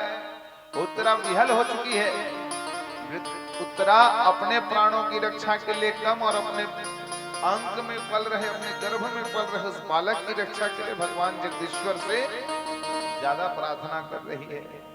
भगवान उसी समय गर्भ में प्रवेश करके उस ब्रह्मास्त्र से उत्तरा को तथा उत्तरा के गर्भ को बचा लिए और उत्तरा के गर्भ से फिर दिव्य बालक का प्रादुर्भाव हुआ, जिस बालक का नाम क्या रखा गया? परीक्षित। प्रेम से बोलो परीक्षित महाराज की जय हो। परमात्मा के द्वारा रक्षित किया गया ये जीव है, इसलिए इसका नाम क्या है? परीक्षित। परीक्षित महाराज आए, इधर भगवान कहने लगे कि महाराज धर्मराज चलो भीष्म के दर्शन कराओ, भीष्म पितामह के दर्शन कराओ। भीष्म पितामह के पास ले गए और भीष्म पितामह के पास ले जाकर के धर्मराज युधिष्ठिर को सुंदर ज्ञानोपदेश प्रदान करवाया है। भीष्म महाराज हाथ जोड़ करके भगवान से प्रार्थना कर रहे हैं, इतना तो करना स्वामी जब प्राण से निकले, गोविंद नाम लेकर फिर प्राण से निकले। श्री गंगा जी का तट हो, यमुना कवन सीवट हो, मेरा सावरा निकट हो, जब प्राण से निकले, जब कंठ प्राण कोई रोग ना सताए, यम दर्श ना दिखाए, जब प्राण तन से निकले, इतना तो करना स्वामी जब प्राण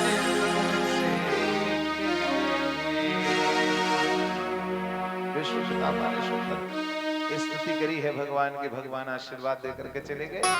इधर भगवान कहने लगे कुंती माता से, बुआ अब पांडव राज्य कर रहे हैं, परीक्षित का आगे राज्य भार आना है, अब मैं चलता हूँ। कुंती माता रोने लगी। कुंती माता कहने लगी, प्रभु जा रहे हो तो जाओ, लेकिन मैं आपसे एक वरदान चाहती हूँ, वो वरदान मुझे देते जाओ। भगवान कहने लगे, क्या वरदान चाहती हो बुआ? कुंती माता ने ऐसा वरदान मांगा है जिस वरदान की कल्पना आज तक संसार में किसी जीव ने नहीं करी परमात्मा से। कोई कहेगा भगवान के सामने जाकर के कि हे भगवान मुझे दुख दो, मुझे कष्ट दो, मैं सदैव विपत्तियों में घिरा रहूं, सदैव मेरे जीवन में संकट आता रहे, ऐसा कोई कहेगा? कोई नहीं कहेगा। लेकिन माँ कुंती यही प्रार्थना कर रही है भगवान से, त्वयि में अन्य विषया मधुपते सतकृत रते मुक्तहता दधा गंगे वो उदन्वती। कुंती माँ कहने लगी, आप जा रहे हो तो जाओ, लेकिन हमको एक वरदान दे दो कि हमारे जीवन में सदैव आपत्तियां आती रहे, संकट आता रहे, कष्ट हमको सदैव घेरे रहे, सदैव हम दुख से घिरे रहे। भगवान हंसने लगे, फूफू बुआ आप ये क्या वरदान मांग रहे हो और ऐसा क्यों कह रहे हो? कुंती कहने लगी, मैं ये इसलिए कह रही हूँ कान्हा, क्योंकि जब जब जीवन में संकट आया तब तब तुम आए हो, जब जब हमारे जीवन में विपत्ति आई, जब भीम को जहर खिलाया दुर्योधन ने तब उसको बचाने तुम आए, जब लाक्षागृह में आग लगा दिया तब हम सबको बचाने के लिए तुम आए, जब जब अर्जुन के प्राणों पर संकट आया तब तब तुमने उसको बचाया, जब द्रौपदी की सभा में लाज लूटी जा रही थी तब भगवान तुम ही आकर के उसको बचाए, जब जब हमारे जीवन में संकट आया है तब तब तुम आए हो। तूफान आंधियों में तूने ही मुझको थामा, तुम कृष्ण बन के आए जब मैं बना सुदामा, तेरी प्रेरणा से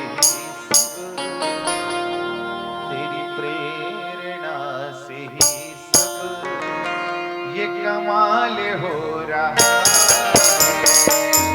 आपकी कृपा से सब काम हो रहा है। आपकी कृपा से सब काम हो रहा मेरा आपकी कृपा से सब काम हो रहा है। करते हो तुम कन्हैया,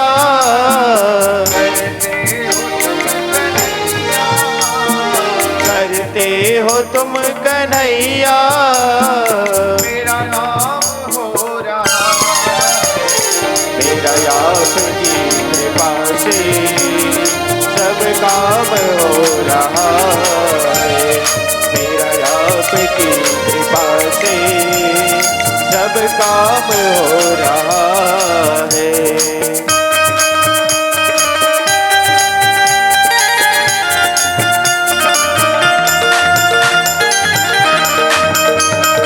हरि बोल।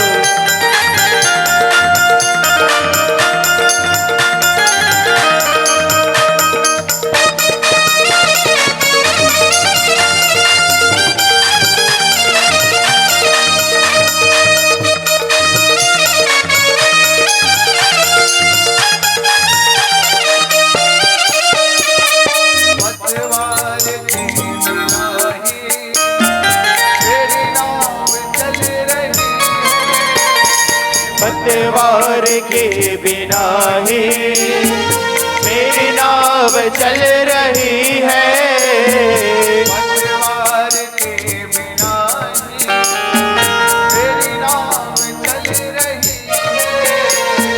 पतवार के बिना ही मेरी नाव चल रही है। हैरान है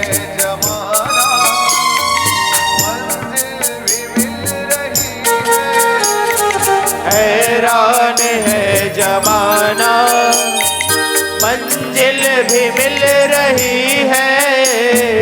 हैरान है जमाना, मंजिल भी मिल रही है। हैरान है जमाना, मंजिल भी मिल रही है। हैरान है जमाना, मंजिल भी मिल रही है।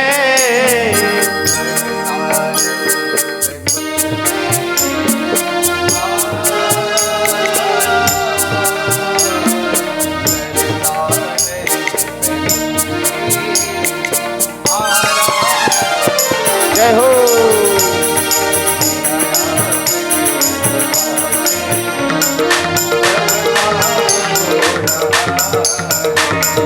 मेरा आपकी कृपा से सब काम हो रहा है।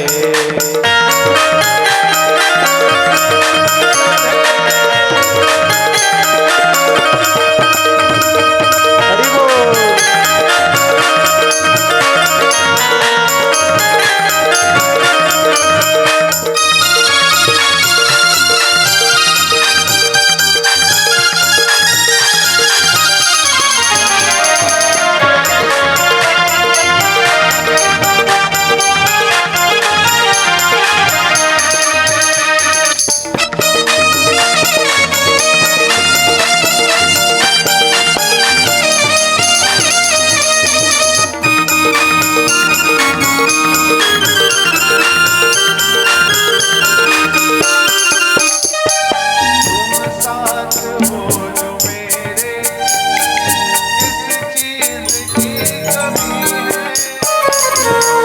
साथ हो जो मेरे, किस चीज की कमी है।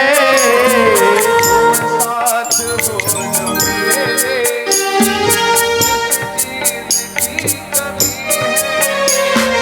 तुम साथ हो जो मेरे, किस चीज की कमी है। और चीज की अब दरकार भी नहीं है। किसी और चीज की अब दरकार भी नहीं नहीं है, किसी और की पुकार भी नहीं है,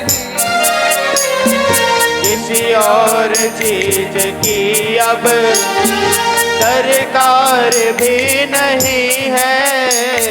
तेरे साथ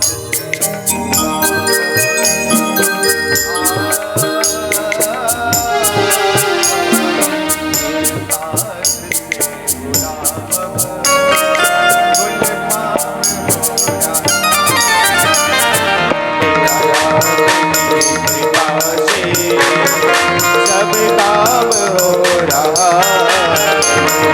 मेरा आपकी कृपा से सब काम हो रहा है।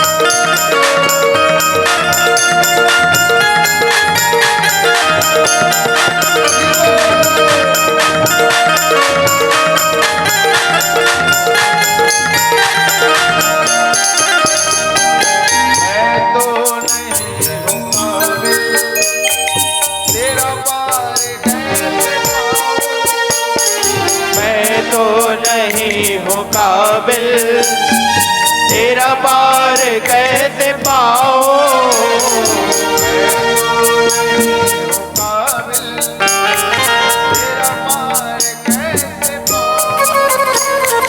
मैं तो नहीं हूँ काबिल, तेरा पार कैसे पाओ।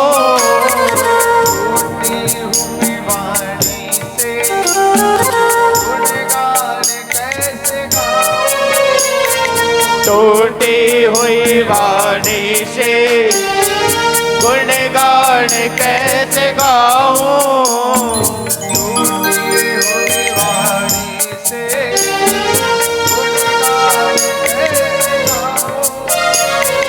टूटी हुई वाणी से गुणगान कैसे गाऊं।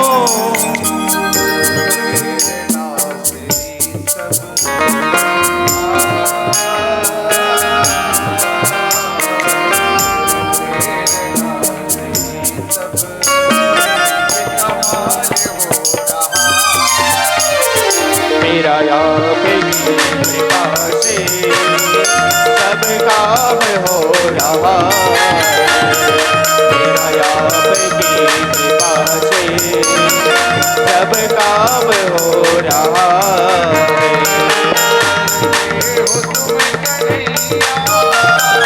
करते हो तुम कन्हैया,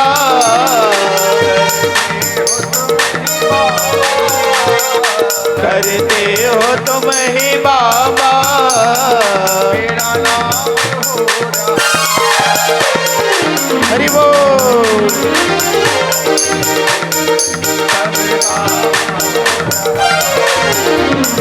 मेरा आपकी कृपा से सब काम हो रहा।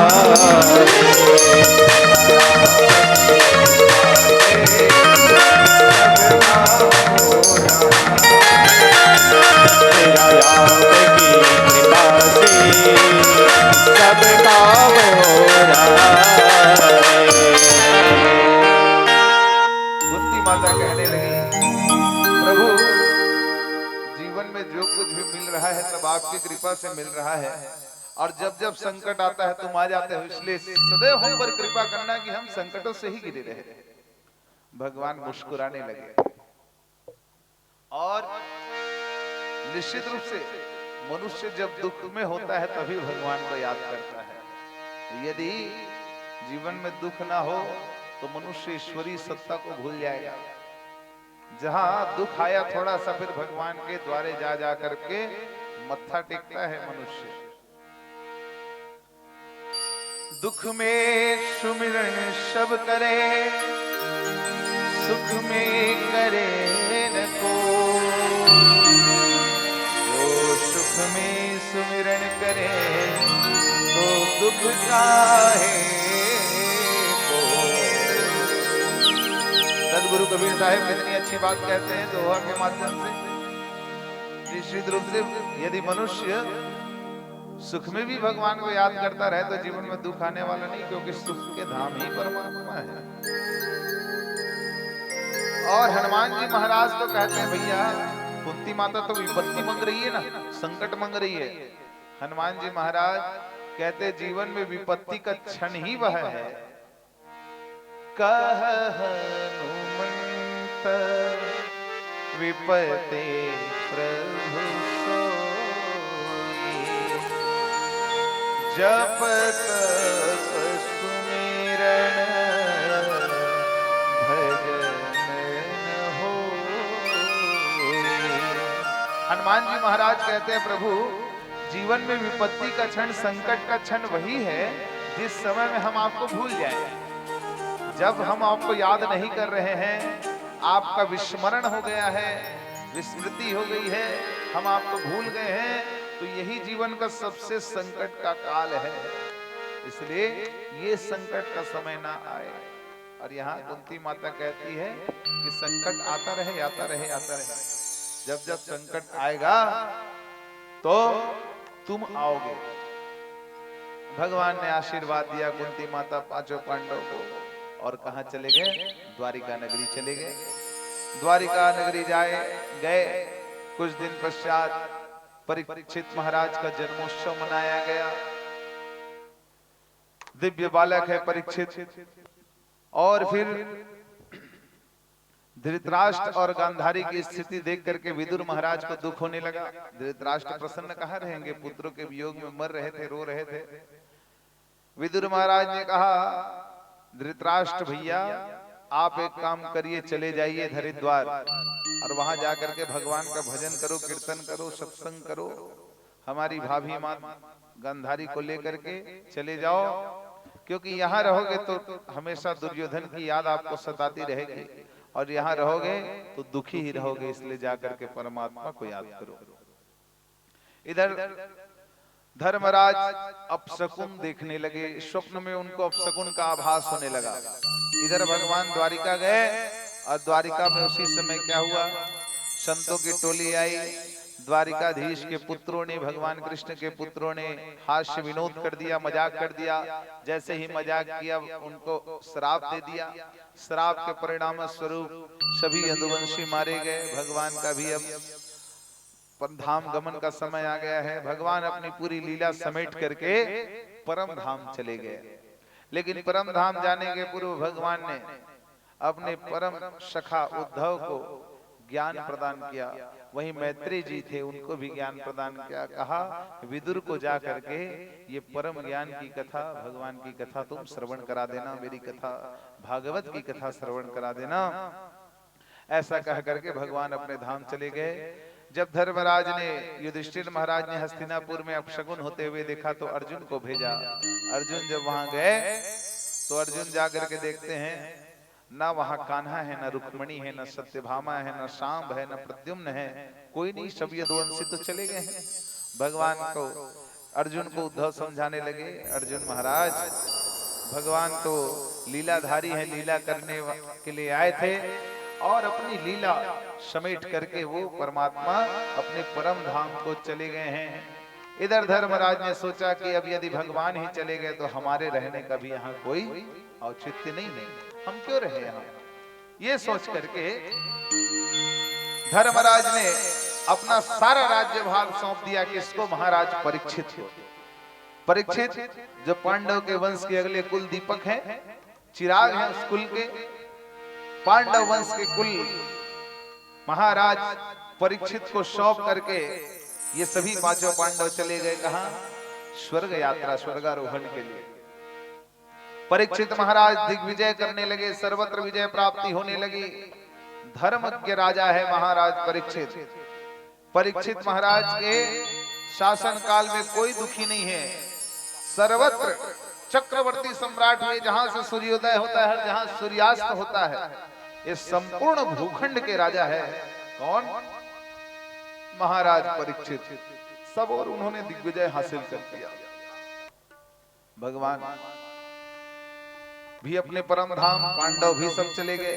परीक्षित महाराज का शासन काल आया है। अब जैसे ही भगवान का जाना हुआ, इधर कलयुग अपने पैर पसारने लगा। कलयुग के पदार्पण होने लगे। एक दिन क्या होता है, महाराज परीक्षित शिकार करने के लिए जा रहे हैं। त्यक्त्वा स्वधर्मं चरणाम्बुजं हरेर् भजन् तद्बोध पदे तत्तो यदि यत्र यत्र वा भद्रमूलमुष्यकं को वार्ताप्तो भजतां धर्मज्ञ राजा महाराज परीक्षित एक दिन शिकार करने के लिए निकले। शिकार करने के लिए जा रहे हैं तो क्या देखते हैं, एक भीम काला पुरुष क्या कर रहा है, तीन पैरों से लंगड़ाते बैल को बड़ी वेदना पूर्वक उसके ऊपर प्रहार कर रहा है, मार रहा है बैल को।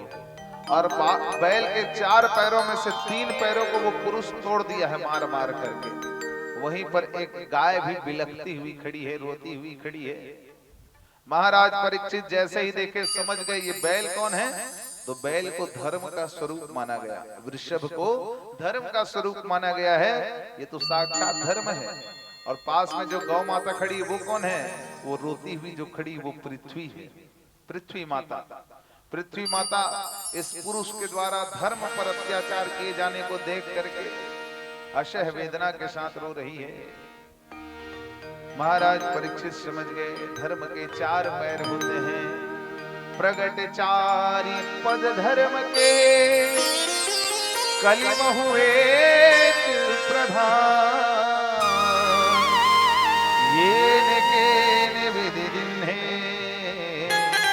दान करो कल्याण। चार पैर होते हैं धर्म के। पहला पद है सत्य, तप, दूसरा होता है दया, तीसरा होता है दान, चौथा होता है तप। पहला पद है सत्य का, दूसरा पद है तप का, तपस्या का, तीसरा पद है दया का और चौथा पद है दान का। तो इसमें तीन पैर को तोड़ चुका है कलयुग। कौन कौन से पैर? सत्य को तोड़ दिया। कलयुग में अब सत्य का कोई अस्तित्व नहीं रहा। कलयुग में जो जितना झूठ बोलेगा उतना होशियार माना जाता है ना। जो जितना झूठ बोलता है उसको उतना चालाक समझा जाता है, और जो सत्य बोलता है उसको मूर्ख समझा जाता है। ये कलयुग का प्रभाव। तो कलयुग ने सत्य के पैर को पहले तोड़ा। धर्म का जो पहला पैर है सत्य, उसको तोड़ दिया। दूसरा पैर है कौन सा? दया का।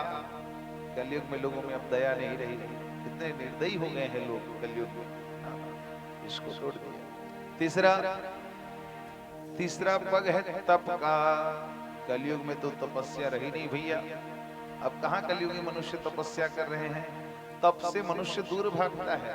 सब आलस्य और प्रमाद में डूबे हुए हैं कलयुग के मनुष्य। केवल एक पग बचा है जिसको कहा गया दान। प्रगटे चारि पग धर्म के, कलिमहु एक प्रधान, कीन कीन विधि दिन्हे, दान करो कल्याण। केवल दान ही एक रास्ता बचा हुआ है कलयुग का, जिसके माध्यम से धर्म को सुदृढ़ता जीव प्रदान कर सकता है। कलयुग के द्वारा प्रताड़ित किए जाने पर, धर्म के पैर को तोड़े जाने पर देख करके महाराज परीक्षित अत्यंत क्रोधित थे। तीक्ष्ण तलवार को निकाल लिया, अभी तेरा वध कर दूंगा। ये मेरा राज्य है और यहाँ तो बिना किसी की आज्ञा के, बिना मेरी आज्ञा के तू प्रवेश कैसे किया? कौन है रे तू दुष्ट? वो कलयुग अपना परिचय प्रदान करने लगा। महाराज मैं कलयुग हूँ महाराज, और मेरे रहने के लिए कोई स्थान नहीं है, इसलिए मैं यहाँ आकर के बैठा हुआ हूँ। परीक्षित कलयुग को देख करके कहने लगे, अरे दुष्ट, तू मेरे राज्य में आकर के धर्म के पैर को तोड़ रहा है। तुझे यहाँ नहीं रखूंगा, तू अभी तुरंत निकल यहाँ से। कलयुग कहने लगा, महाराज यदि मैं निकल जाऊंगा तो मैं जाऊंगा कहां? क्योंकि चारों तरफ तो केवल आपका ही राज्य है, सब तरफ केवल आपका ही राज्य छाया हुआ है। तो यदि आप मुझे यहां से भगा देंगे तो मैं जाऊंगा कहां? कलयुग कहता है राजन, कृपया मुझे अपने रहने के लिए स्थान दे दो। क्यों दूं तुझे स्थान? तब कलयुग अपनी महिमा बताने लगे। राजन सुनो, आप कह रहे हो मेरे अवगुणों को देख रहे हो, लेकिन मेरे में भी कुछ गुण है, उसको तो देख लो। कृतयुग सब जोगी विज्ञानी, करि हरि ध्यान न तरहि भव प्राणी। त्रेता विविध यज्ञ नर करहि, प्रभु ही समर्पी कर्म भव तरहि। महाराज, सतयुग में तो ये था कि मनुष्य लाखों लाखों वर्षों तक योग करते थे, भगवान का ध्यान करते थे, तब परमात्मा को प्राप्त करते थे। त्रेता युग में लोग तपस्या करते थे, कई हजारों साल तक तपस्या कर रहे हैं, तब भगवान की प्राप्ति होती थी। और द्वापर में, द्वापर करी रघुपति पद पूजा, नर भव तरहि उपाय पूजा। द्वापर युग में भी भगवान के चरणों के पूजन जब तक मनुष्य ना कर ले तब तक भगवान की प्राप्ति होती नहीं थी। लेकिन कलयुग में क्या है? कलयुग में तो बड़ा सुंदर उपाय है महाराज। यहाँ तो केवल छोटा सा काम करना है, मनुष्य तर जाएगा। क्या? कलयुग केवल हरि गुण गाहा, गावत नर पावहि भव थाहा। यहाँ तो केवल परमात्मा के नाम को गाने से, राम के नाम को गाने से ही मनुष्य डर सकता है। ना यहाँ सतयुग के जैसा लाखों लाखों वर्षों तक आपको तपस्या करना है, ध्यान करना है, ना द्वापर के जैसे भगवान का नित्य पूजन अर्चन करना है, ना ही यहाँ त्रेता के जैसे आपको तपस्या करनी है। यहाँ तो केवल एक छोटा सा काम कर लो। राम का नाम लेकर जो मर जाएंगे, राम का नाम लेकर जो मर जाएंगे, वो अमर नाम दुनिया में कर जाएंगे। राम का नाम लेकर जो मर जाएंगे, राम का नाम लेकर जो मर जाएंगे, वो अमर नाम दुनिया में कर जाएंगे, वो अमर नाम दुनिया में कर जाएंगे।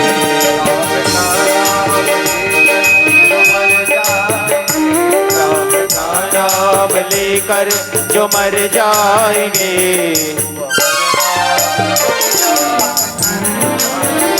वो अमर नाम दुनिया में तर जाएंगे।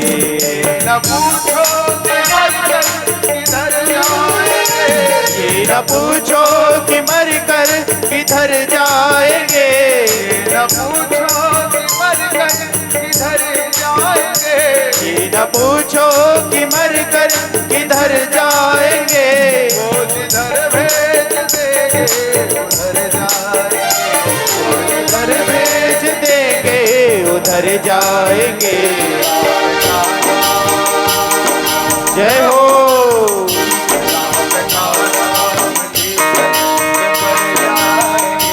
राम का नाम लेकर जो मर जाएंगे,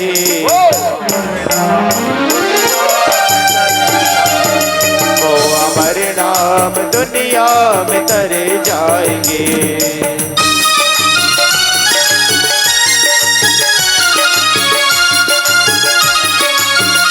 हरि बोल।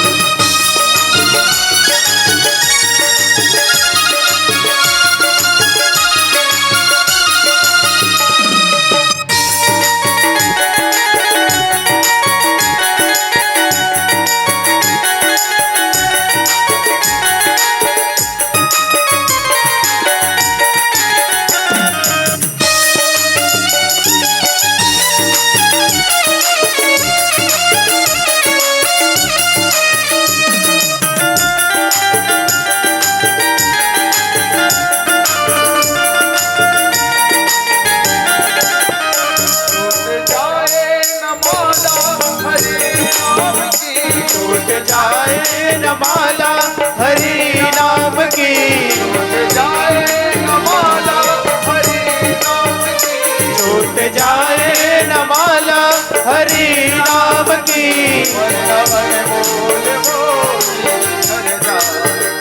वरना अनमोल मोती बिखर जाएंगे, वरना अनमोल मोती बिखर जाएंगे, वरना अनमोल मोती बिखर जाएंगे। नाम का नाम जय हो।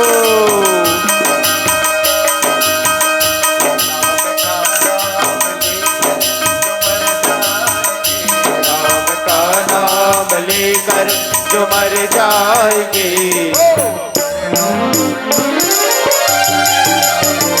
वो अमर नाम दुनिया में तर जाएंगे।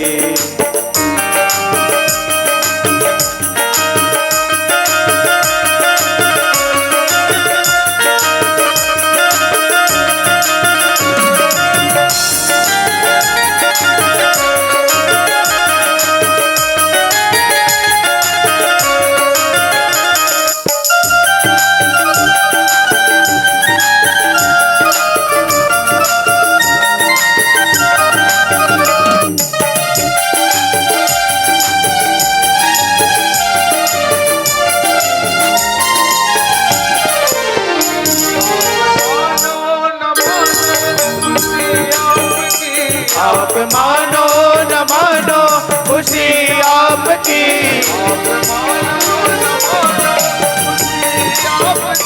आप मानो न मानो खुशी आपकी, हम मुसाफिर हैं कल अपने घर जाएंगे,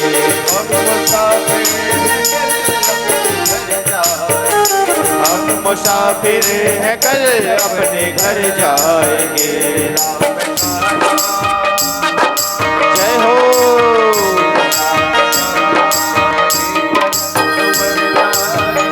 नाम का नाम लेकर जो मर जाएंगे, ओ अमर नाम दुनिया में कर जाएंगे, ओ अमर नाम दुनिया में कर जाएंगे, ओ अमर नाम दुनिया में कर जाएंगे, ओ अमर नाम में कर जाएंगे।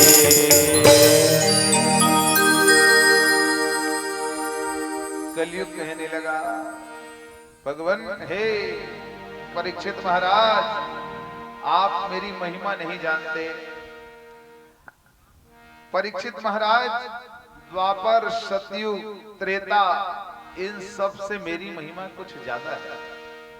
यहाँ तो केवल भगवान का नाम लेने वाला ही जीव इस संसार सागर से, भव सागर से आसानी से तर सकता है। कलयुग जोग जन ज्ञाना, एक धारे राम गुण गाना।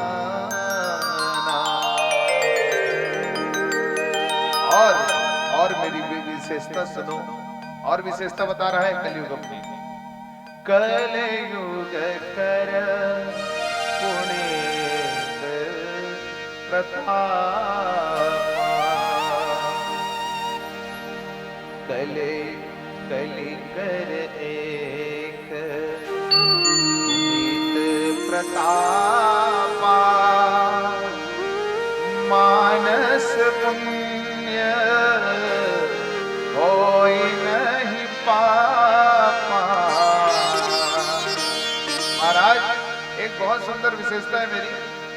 कलयुग में जो मनुष्य मन में कोई पुण्य सोच लेता है, मैं मंदिर बनवाऊं, मैं भंडारा करवाऊं, मैं भागवत करवाऊं, शिव महापुराण करवाऊं, ऐसे मन में कोई सोच लेते थे। चित्रगुप्त लिखते थे कि चित्रगुप्त महाराज लिख देते हैं वहां, पुण्यों की गिनती में शामिल हो गया।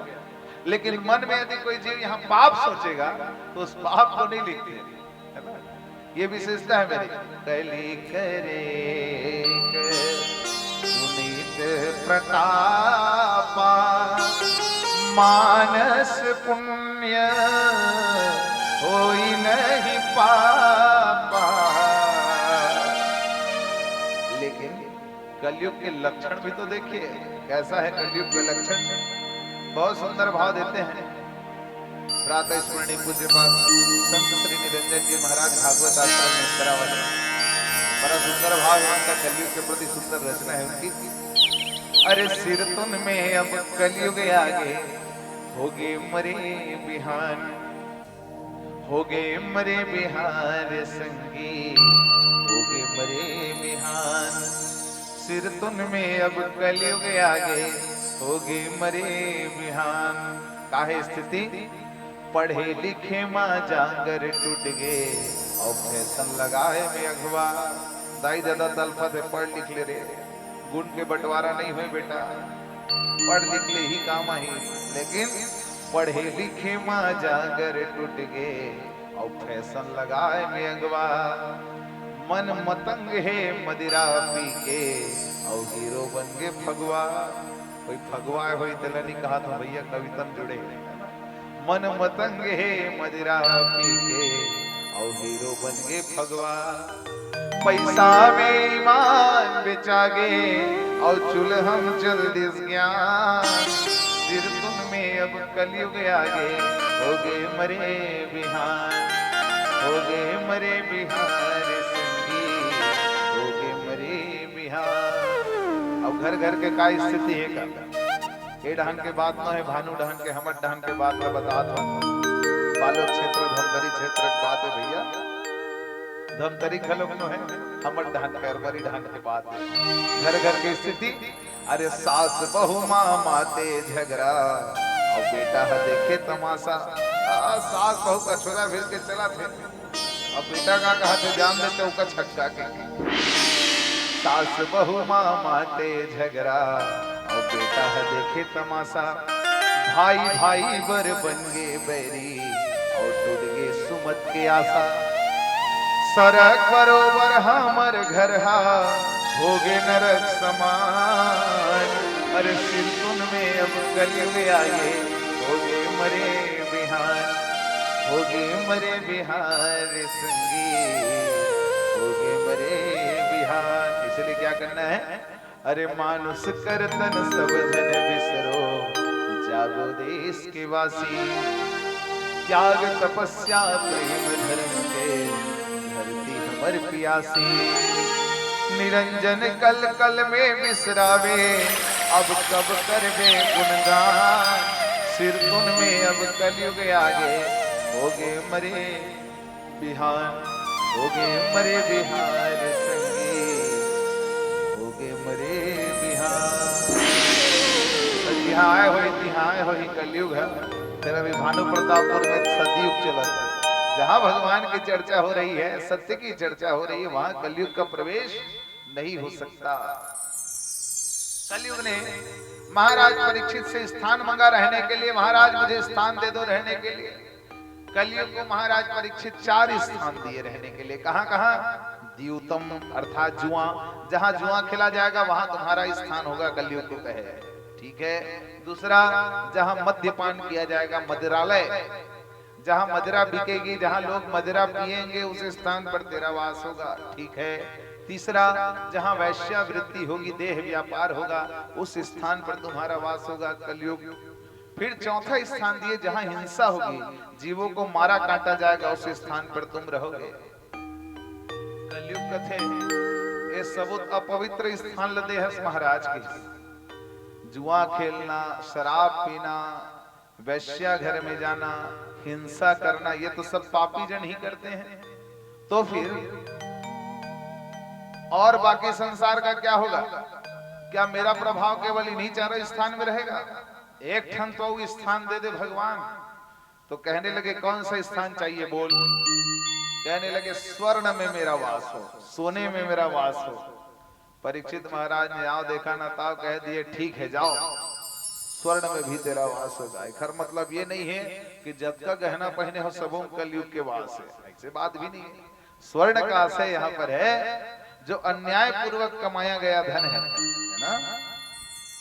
जिस धन को हमने परिश्रम से मेहनत से नहीं कमाया, उस धन से जो स्वर्ण, वह स्वर्ण का स्वरूप है वो भी, तो ऐसे स्वर्ण में कलयुग का वास होता है। कलयुग ने बहुत धन्यवाद कहा महाराज परीक्षित को, और जाकर के कहां बैठ गया। उस दिन परीक्षित महाराज जब शिकार करने के लिए निकले थे, इतने सारे राजाओं को सबको तो जीता था, सबके मुकुट रखे रहते थे, तो उस दिन महाराज परीक्षित ने जरासंध का मुकुट पहन लिया था। अब जरासंध तो कितना बड़ा पापी राजा था, सब पाप करके ही धन कमाता था, तो उसने जो सोने का मुकुट अपना बनवाया था उसको पहन करके जा रहे थे महाराज परीक्षित, उसी सोने में जा करके बैठ गया कलयुग। कलयुग अब जिसके सिर पर कलयुग बैठ गया है उसकी स्थिति क्या होगी बताइए। जैसे जैसे परीक्षित महाराज आगे जाने लगे, जोरदार प्यास उनको लगी, तीव्र प्यास लगती है। महाराज परीक्षित तड़पते हुए गए, एक महर्षि, एक ऋषि का कुटिया दिखा, उस कुटिया में घुस गए। कुटिया में जाकर के कहने लगे, जल दो जल दो जल दो, जल चाहिए। वो किसका कुटिया था? महाराज शमीक का, ऋषि शमीक का कुटिया था। शमीक ऋषि तपोनिष्ठ थे, ध्यानस्थ थे, उस समय भगवान के ध्यान में लगे हुए थे। भगवान के ध्यान में ऐसे खोए हुए थे कि कौन आ रहा है, कौन क्या बोल रहा है, इसका उनको आभास नहीं रहा।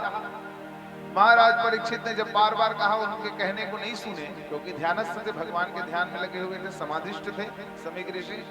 क्रोध आ गया, कलयुग बैठा हुआ है सिर पर, एक तो धर्मज्ञ राजा है, संतों का कितना सम्मान होता है, कितना सम्मान करना चाहिए, सब पता है उनको, लेकिन फिर भी कलयुग सिर पे विराजमान था, इसलिए क्रोध वश हो करके राजा परीक्षित ने वहीं एक मृतक सर्प पड़ा हुआ था, मरा हुआ लंबा सर्प पड़ा था, उसको अपने तीर कमान से उठा करके लाए और उसी श्रमिक ऋषि जो ध्यानस्थ थे, समाधि में थे, उनके गले में लपेट दिए।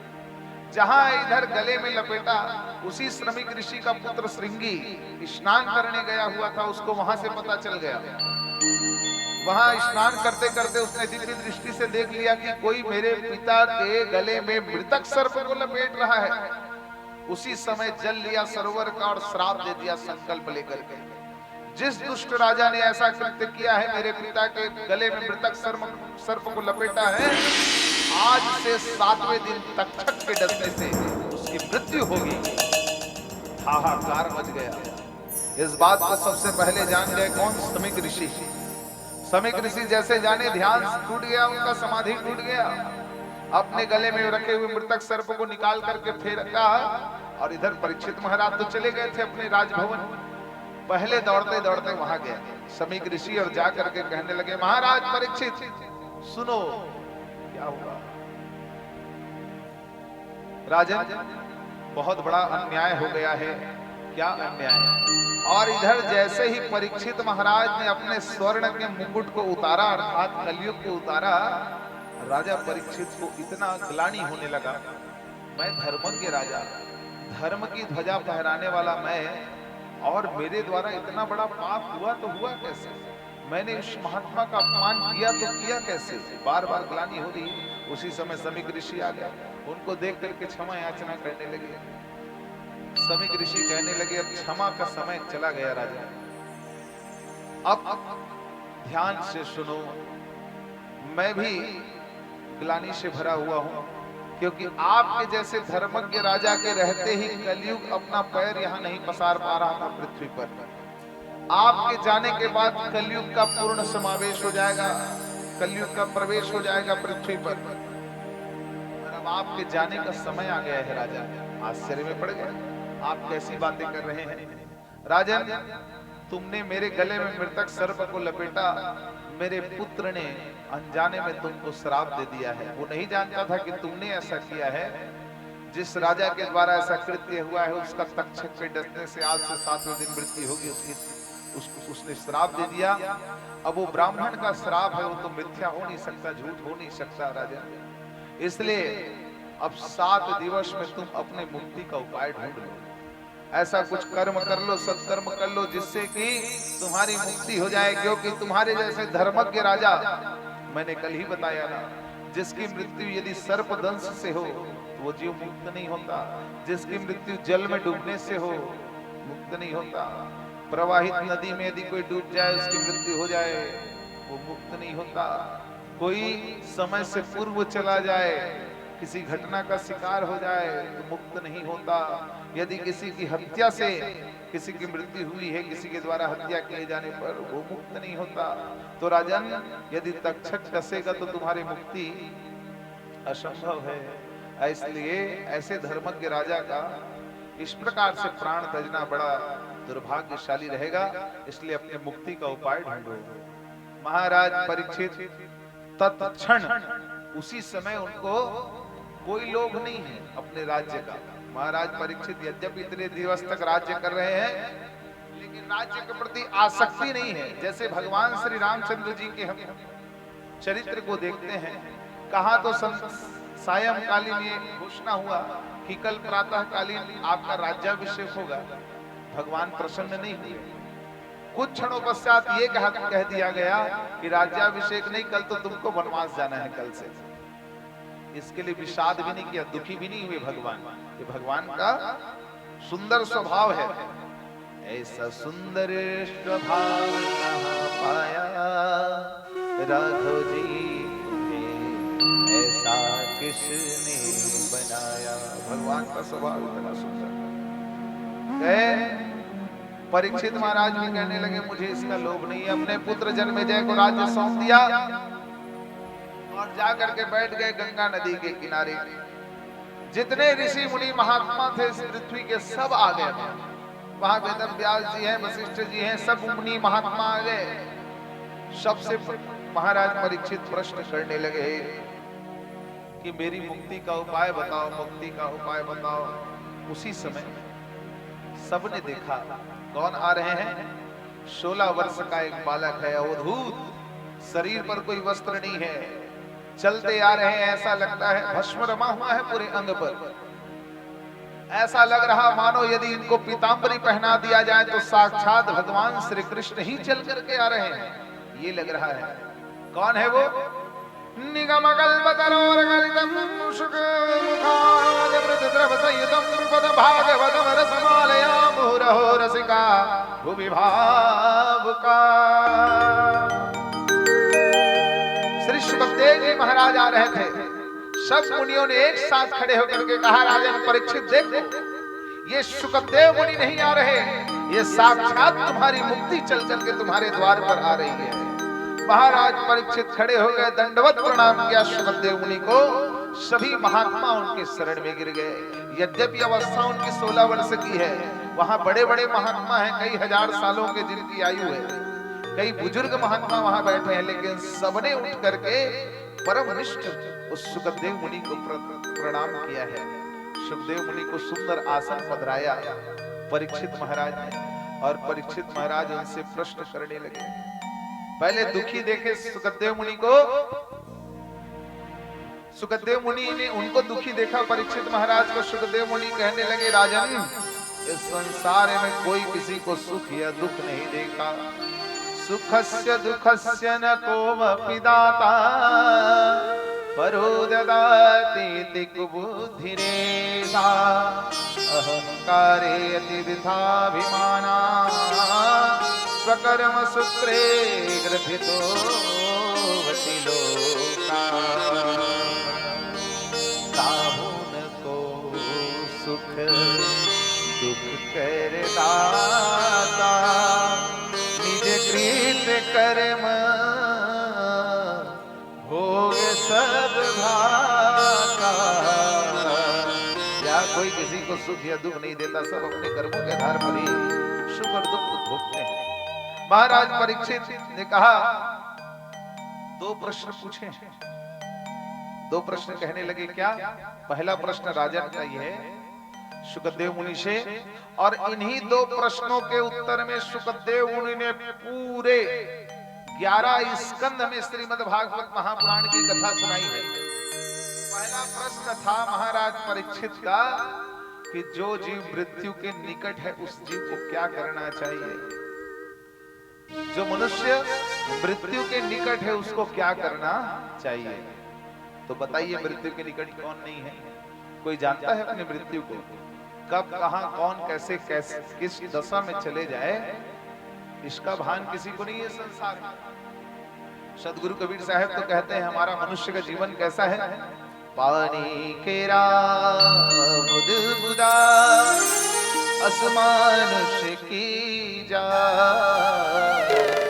देखते ही छिप जाएगा जो तारा पर।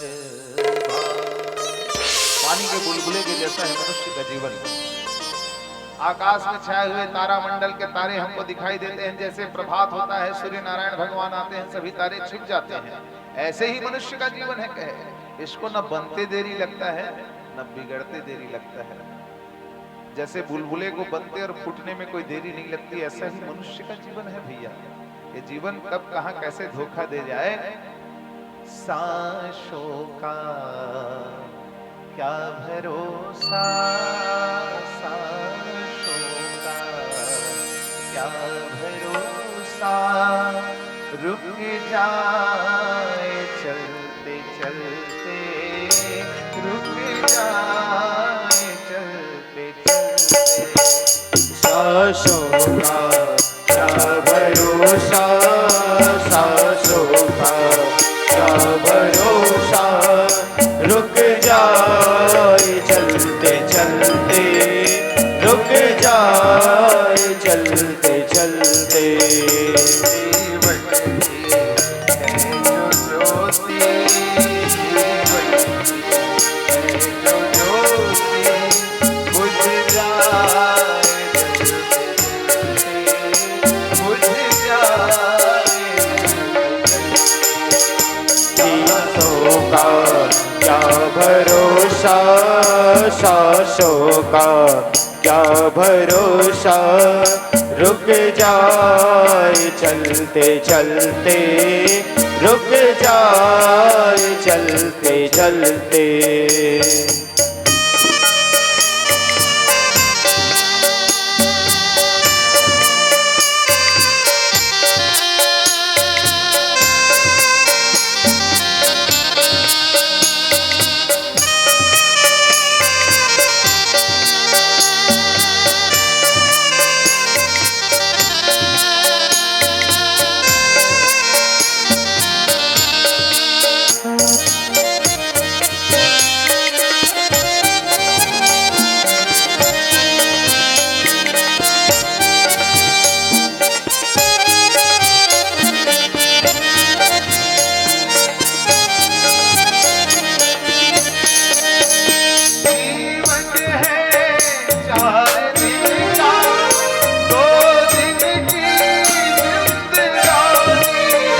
जीवन है 4 दिन का, 2 दिन की जिंदगानी। जीवन है 4 दिन का, 2 दिन की जिंदगानी। जीवन है 4 दिन का, 2 दिन की जिंदगानी।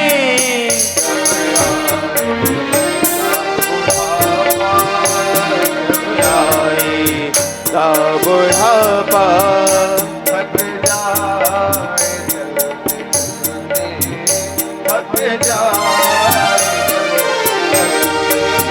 सांसों का क्या भरोसा, सांसों का क्या भरोसा, रुक जाए चलते चलते, रुक जाए चलते चलते।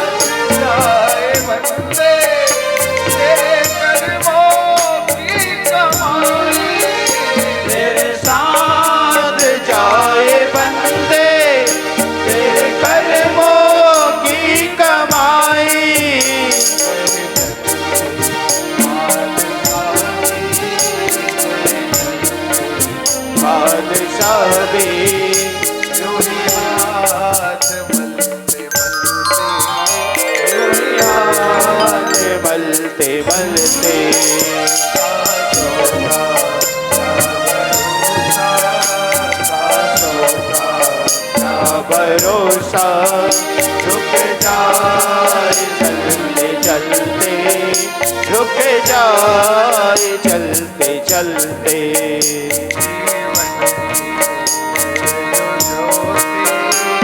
जीवन की जो ज्योति बुझ जाए चलते चलते।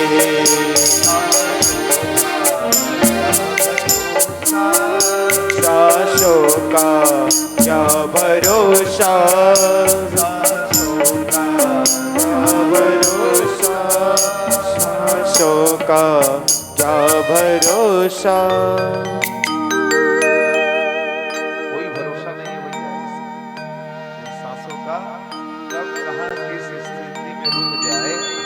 अभी तो कहते हैं ना, अरे अभी वो, मैं तो अभी उनसे मिल करके आया हुआ था, कल ही तो मैंने उनसे बात करी थी, कल ही तो मैंने उनको देखा था, वो तो पूर्ण स्वस्थ थे, कैसे चले गए।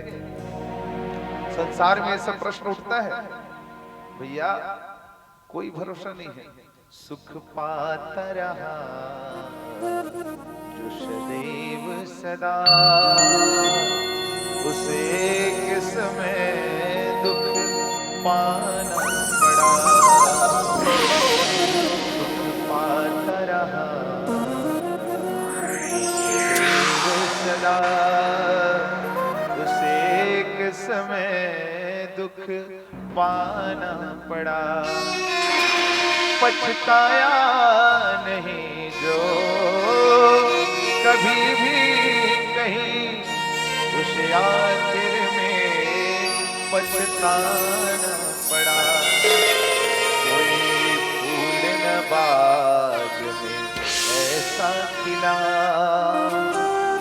कोई फूल न बाग में ऐसा खिला, दिल के न जिसे मुरझाना पड़ा। विधि का अटल विधान यही, विधि का अटल विधान यही, जो आया यहाँ उसे जाना पड़ा। जो आया यहाँ जाना पड़ा। कोई तो अपनी आयु पूर्ण करके जाता है, कोई बीच रास्ते ही हमको छोड़ करके चला जाता है, किसी का कोई भरोसा नहीं। तो यहाँ परीक्षित महाराज कह रहे हैं, महाराज जिस जीव की मृत्यु निकट हो उसको क्या करना चाहिए। मान करके चलिए काल के गाल में हम सब फंसे हुए हैं, कब कहां किसकी मृत्यु कैसे आ जाए कोई नहीं जानता, इसलिए मृत्यु तो सबके निकट है। अर्थात ये प्रश्न जो परीक्षित महाराज ने पूछा है केवल अपने कल्याण के लिए नहीं, हम सबके कल्याण के लिए पूछा। संसार का जितना जीव है, जितने प्राणी हैं, पशु पक्षी से लेकर के मनुष्य तक, सबके लिए ये प्रश्न आता है कि जो जीव मृत्यु के निकट हो उसको क्या करना चाहिए। दूसरा प्रश्न ये पूछा कि हमें किसका जप, किसका सुमिरन, किसका भजन करना चाहिए और किस चीज का त्याग करना चाहिए।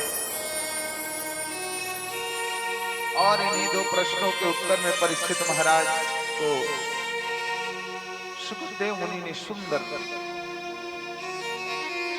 11 स्कंधों में, ये पहले स्कंध के अंत में ये प्रश्न किया, द्वितीय स्कंध में ये प्रश्न किया और तृतीय स्कंद से लेकर के 12 स्कंद तक पूरे अध्यायों में श्रीमद् भागवत महापुराण में श्री सुखदेव जी महाराज ने इन्हीं दो प्रश्नों का उत्तर दिया है पूरी कथा के माध्यम से।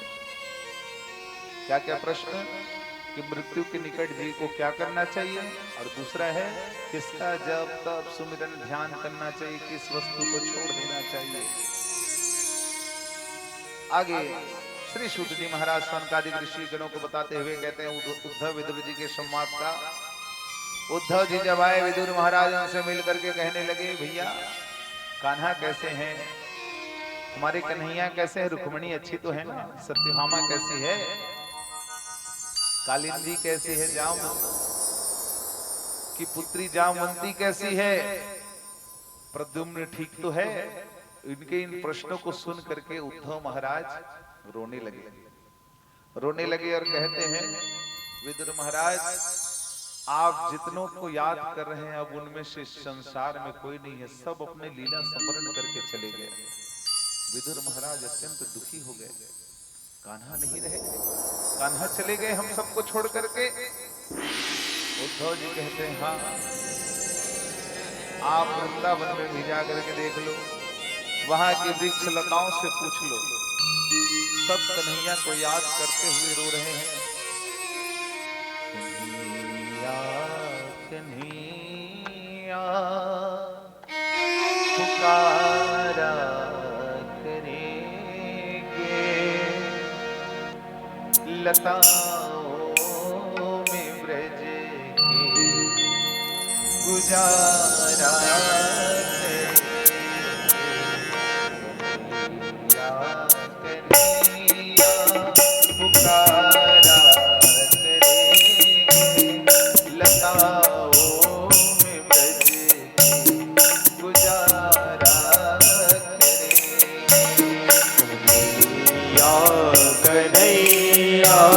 पुकारा करेंगे, नतारों की ब्रज में उजारा करेंगे। कहीं तो मिलेंगे वो बिहारी, कहीं तो मिलेंगे वो बाकी बिहारी,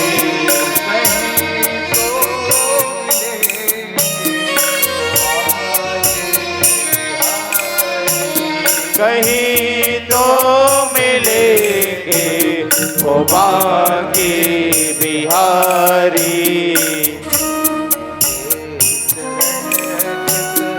लगाया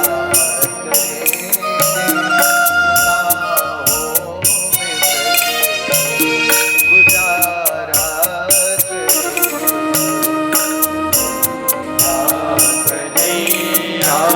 पुकारा करेंगे, लताओं की ब्रज में उजारा करेंगे।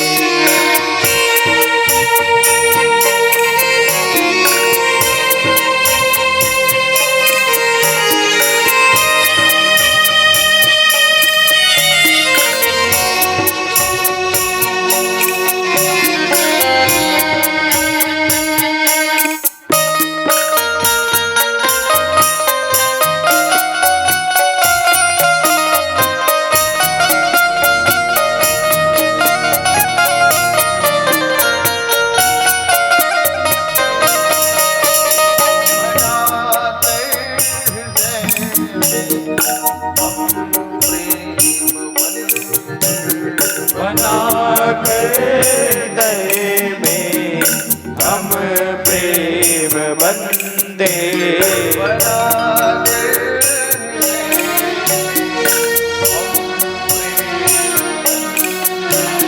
बनाकर हृदय में हम प्रेम बंदे।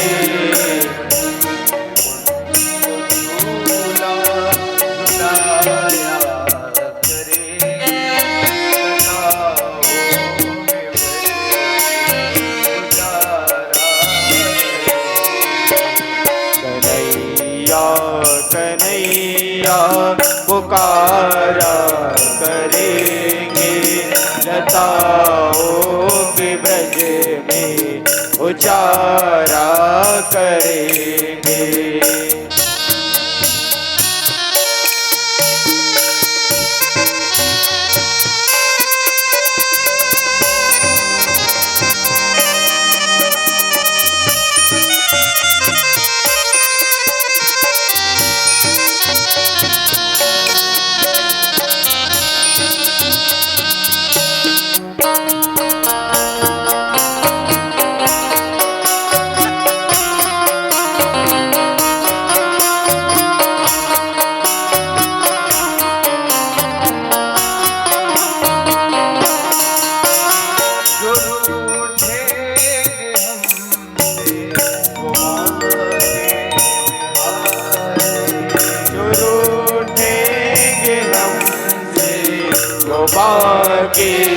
बिहारी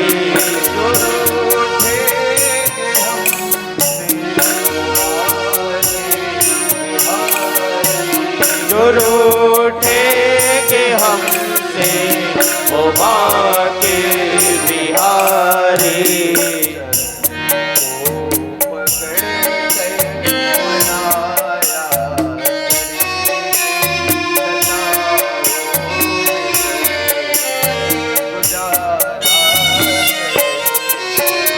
कन्हैया कन्हैया पुकारा करेंगे लताओं की ब्रज में उजारा करेंगे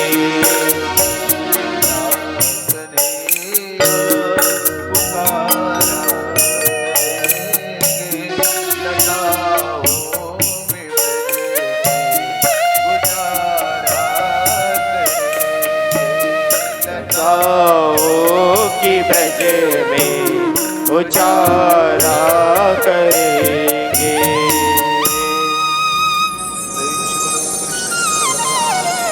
जय हो। उद्धव महाराज ने कहा, हे विदुर महाराज, भगवान अपने परम धाम को चले गए। उन्होंने मुझे सुंदर संदेश दिया है कि जाओ उद्धव मेरे गुण समूह का गान करो। और जिस समय भगवान अंतर ध्यान हो रहे थे उस समय मैत्रेय जी भी प्रभास क्षेत्र में चले गए। मैत्रेय जी को सुंदर संदेश दिया है कि वही आपको भगवान की ये माधुरी कथा श्रवण कराएंगे। कहाँ? बद्रिका क्षेत्र, बद्री विशाल क्षेत्र में। तो वहां जाकर के आप मैत्रेय जी से भगवान के चरित्र को श्रवण करो। मैत्रेय जी के पास विदुर महाराज जी गए। दोनों संतों का मिलन होता है। तीरथ नहाए एक फल, संत मिले फल चार, सदगुरु मिले अनंत फल, कहत कबीर विचार। सुंदर दोनों संतों का मिलन हुआ। मैत्रेय जी से विदुर महाराज ने कहा, मुझे परम ज्ञान का उपदेश करो। कन्हैया के जाने से मैं अत्यंत दुखी हूं। परम ज्ञान का उपदेश करते हुए कहते हैं, विदुर महाराज सुनिए, इस संपूर्ण चराचर जगत को बनाने वाले परमात्मा, ऐसा ही संसार, इस संसार की गतिविधियों पर नहीं अधिकार किसी का है। जिसको हम परमात्मा कहते वह सब खेल उसी का है। काली पीली मिट्टी हरे बन, आसमान का रंग नीला, सूर्य सुनहरा चंद्रमा शीतल, सब कुछ उसकी ही लीला। सबके भीतर स्वयं छिप गया। कहाँ है भगवान? अंदर बसे हैं ना। सबके भीतर स्वयं छिप गया, सृजनहार सृष्टि का है। जिसको हम परमात्मा कहते यह सब खेल उसी का है। हे राजन, हे विदुर महाराज, इस संसार को रचने वाले विधाता, लेकिन कैसे रचे? ब्रह्मा जी के द्वारा रचवाया। किसने? भगवान विष्णु ने। भगवान क्षीर सागर पर शयन के हुए हैं, उसी समय उनके नाभि से एक कमल दंड निकला और उस कमल पुष्प में ब्रह्मा जी की उत्पत्ति हुई। ब्रह्मा जी ने पीछे देखने की इच्छा करी, पीछे एक सिर आ गया। दाएं देखने की इच्छा करी, दाएं सिर आ गया। बाएं देखने की इच्छा करी, बाएं सिर आ गया। चतुर्मुख हो गए। कौन है? ब्रह्मा जी। ब्रह्मा जी सोचने लगे, को अहम, को अहम, को अहम, कौन हूं मैं और मेरा कर्तव्य क्या है, मैं किस लिए आया हूं? ब्रह्मा जी विचार कर रहे हैं। तो सोचा, जिस कमल में मेरा प्राकट्य हुआ होगा उसी में घुसता हूं, शायद वहां मुझे मेरा उत्तर मिल जाए। कमल दंड में जैसे ही घुसने लगे, कमल नाल में घुसते गए, ना तो उसका कोई और है ना कोई छोर दिखाई देता है। अकबका के ब्रह्मा जी बाहर निकल आए। फिर वही प्रश्न है, को अहम, को अहम, को अहम, कौन हूं मैं? तब उसी समय आकाशवाणी हुई, ता और पा दो शब्द सुनाई दिए, तप करो। तप करो तप करो तप करो। तप बल रचई प्रपंचु विधाता, तप बल विष्णु सकल जग त्राता, तप बल शंभु करे संहारा, तप बल शेष धरहि महि भारा। ब्रह्मा जी इस संसार की रचना करते हैं तो किसके आधार पर? तपस्या के आधार पर। विष्णु जी इस संसार को चला रहे हैं तो किसके आधार पर? तप के आधार पर। भगवान भोलेनाथ इस संसार का संहार करते हैं तो वो भी किसके आधार पर? तपस्या के आधार पर। और इस पृथ्वी को शेषनाग अपने फन पर धारण किया हुआ है तो वो भी किसके आधार पर? तपस्या के आधार पर कहे। तो इसलिए तपस्या करो तपस्या करो तपस्या करो। ब्रह्मा जी ने 2000 वर्ष तक तपस्या किया, सन नामक तपस्या। फिर परमात्मा का प्राकट्य हुआ। परमात्मा ने उनको दर्शन दे करके कहा, ब्रह्मा जी सृष्टि करो। 10 प्रकार की सृष्टि ब्रह्मा जी ने करी। 6 प्रकार की प्राकृतिक सृष्टियां हैं, बाकी 4 प्रकार की वैकृत सृष्टियां हैं। जिसमें सबसे पहले ब्रह्मा जी ने किसको बनाया? सबसे पहले उन्होंने बनाया स्थावर को। स्थावर अर्थात ये जितने वृक्ष दिखाई दे रहे हैं ना, ये सब ब्रह्मा जी की पहली कृति। क्योंकि जानते थे यदि जीवों को मैंने पहले बना दिया तो श्वास लेंगे, ऑक्सीजन कहां से मिलेगा? तो वृक्षों के माध्यम से ही मिलेगा। अरण्यते पृथ्वी श्यो नमस्तु कहा गया है, वेद की वाक्य है। इस संपूर्ण धरा का, इस पृथ्वी का आभूषण क्या है? वृक्ष है ना। ये जितने वृक्ष है, ये जंगल, ये पहाड़, ये नदियां, ये सब क्या है? अरण्यते पृथ्वी श्योणमस्तु, अर्थात इस संपूर्ण धरा का सुंदर सा आभूषण। हम लोग आभूषण पहनते हैं ना, तो पृथ्वी का आभूषण है ये वृक्ष, ये जंगल, ये पहाड़, ये नदियां। तो उसको पहले बनाया। बना करके ब्रह्मा जी ने जब स्थावर का निर्माण कर दिया, फिर सभी प्राकृतिक सृष्टियों का निर्माण करने लगे। महत्त्व सृष्टि, अहंकार, भूत भवर्ग, इंद्रियों की सृष्टि, इंद्रियाधिष्ठाता, अविद्या, स्थावर, तिर्यक योनि और मनुष्यों की सृष्टि सबको किया। ब्रह्मा जी ने अपने अंश से 4 बालक उत्पन्न किए। इन चारों बालकों की अवस्था 5 वर्ष की है। 5 वर्ष की उनकी अवस्था है। इनका नाम है सनक, सनंदन, सनातन, सनत कुमार। 4 ऋषि बालक। इन ऋषि बालकों को संदेश दिया, जाओ जा करके क्या करो? सृष्टि बढ़ाओ, आगे संसार पैदा करो और संसार को आगे चलाओ। लेकिन ये चारों क्या करने लगे? श्री राम जय राम जय जय राम बोलो। श्री राम जय राम जय जय राम।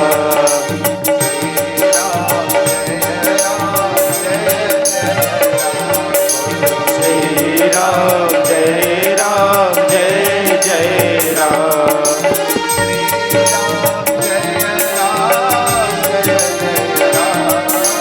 श्री राम जय राम जय जय राम।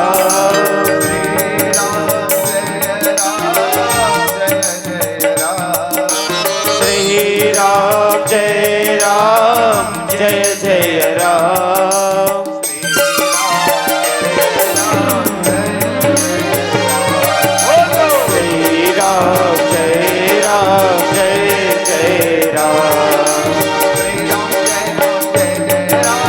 श्री राम जय राम जय जय राम। श्री राम जय राम जय जय राम। श्री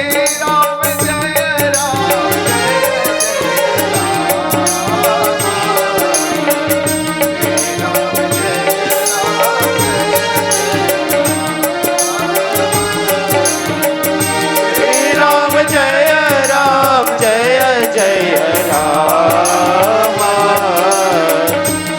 राम जय राम जय जय राम। ये लोग तो बस भगवान का नाम गाने लग गए। ब्रह्मा जी को देख करके क्रोध आया, लेकिन कहा ठीक है, तुमको यदि इसमें आनंद है तो जाओ, तुम हमेशा तुम्हारी अवस्था 5 वर्ष की रहे, तुम भगवान का ही भजन करते रहो, सत्संग करते रहो। और जब ब्रह्मा जी को क्रोध आया तो उनके भृकुटी से एक पुरुष का प्राकट्य हुआ। वो पुरुष गुस्से के कारण उत्पन्न हुआ था, इसलिए रो रहा है। इतना रोता है, इतना रोता है, उसके रोने के रुदन से पूरा आकाशमान गुंजायमान हो गया। ब्रह्मा जी कहने लगे, भैया तुम बहुत रोते हो, इसलिए तुम्हारा नाम रुद्र होगा। वही कौन है? देवादिदेव महादेव। नमः पार्वती पतये हर हर महादेव। ये रुद्र बने भगवान भोलेनाथ। उनको कहे जाओ सृष्टि करो, सृष्टि करो। रुद्र को 11 रुद्र पैदा हुए। मन्यु मनु महिनस महान शिव, ऋतध्वज उग्र रेता भव काल वामदेव और धृतव्रत, इनके लिए 11 रुद्राणियां पैदा किए भगवान ब्रह्मा जी। ब्रह्मा जी ने रुद्र को कहा जा संसार का विकास करो। तो ये लोग कैसा संसार बनाने लगे? भगवान भोलेनाथ के गण कैसन रथे? भूतवा, परेतवा, पिशाच, यही सब, इसको सब पैदा करने लगे। और जितना पैदा करने लगे लोग तो संसार को खाने लगे। ब्रह्मा जी ने कहा इसमें काम बनने वाला नहीं है भैया, बिगाड़ रहे हो तुम लोग तो काम। भाई रुक जाओ, तुम चुपचाप बैठो, कुछ नहीं करना है। केस भोलेनाथ बाबा शांत बैठो, तुमको कुछ नहीं करना है, मैं ही काम करता हूँ। ब्रह्मा जी कहने लगे अब इससे बात नहीं बनेगा, अब मैं अपने अंश से ही पुत्र पैदा करता हूँ। ब्रह्मा जी अपने शरीर से ही अपने पुत्र पैदा करने लगे। सबसे पहले मन से उन्होंने मरीचि ऋषि को पैदा किया, अपने नेत्रों से महाराज अत्रि को पैदा किया, मुख से उन्होंने अंगिरा को प्रकट किया है ब्रह्मा जी ने, और अपने कानों से पुलस्त ऋषि को पैदा किया। नाभि से पुलह ऋषि आए, हाथ से उन्होंने कृतु को उत्पन्न किया है, अपने त्वचा से भृगु महाराज को पैदा किया, अपने प्राण से उन्होंने वशिष्ठ मुनि को उत्पन्न किया। ये वही वशिष्ठ मुनि हैं जो रघुवंश के क्या हुए? कुल गुरु हुए, उनके कुल पुरोहित हुए। वशिष्ठ मुनि को उन्होंने प्राण से पैदा किया। अपने अंगूठे से ही ब्रह्मा जी ने दक्ष महाराज को पैदा किया है। दक्ष महाराज का प्राकट्य ब्रह्मा जी के अंगूठे से हुआ, और उनकी गोद से नारद मुनि का प्राकट्य हुआ। ब्रह्मा जी के ही गोद से नारद मुनि आए, और ब्रह्मा जी की छाया से कर्दम मुनि का प्राकट्य हुआ। माताओं से निवेदन है कुछ देर रुकिएगा, अभी भगवान भोलेनाथ का हम लोग बढ़िया सुंदर मंगल में विवाह आनंद यहाँ पर लेंगे। भोलेनाथ बाबा का विवाह होगा। आज कथा थोड़ी विलंब हो गई थी, 4 बज गया था प्रारंभ होते, नहीं तो अभी तक कथा हो जाए रहते। पूर्ण 7 बज रहा है समय। कल से कथा का समय ठीक 3 बजे रहेगा। ऐसने रोज कथों लेकिन एको दिन नहीं बैठ सका, हर जगह बात ही है, एकदम गारंटी के साथ बोले रखो 3 बजे मतलब 3 बजे की। यजमाने मन लेट कर दे तो कैसे कर में महाराज, हम तो देखा बैठे बैठे कब आए। तो ब्रह्मा जी ने इस प्रकार सबको उत्पन्न किया। मनु महाराज शत्रुपा रानी को अपने एक एक अंग से, एक एक भुजाओं से उत्पन्न किया। उसी समय सूत जी महाराज ने भगवान के एक अवतार वराह अवतार की कथा बताई। महाराज कश्यप की 2 पत्नियां हैं, दिति अदिति। दिति के 2 संतान हुए, हिरण्याक्ष और हिरण्यकश्यप। हिरण्याक्ष अर्थात हिरण्य अर्थात स्वर्ण, अक्ष अर्थात आंखें, जिनकी आंखों में केवल धन ही धन दिखाई देता है, वो हिरण्याक्ष है।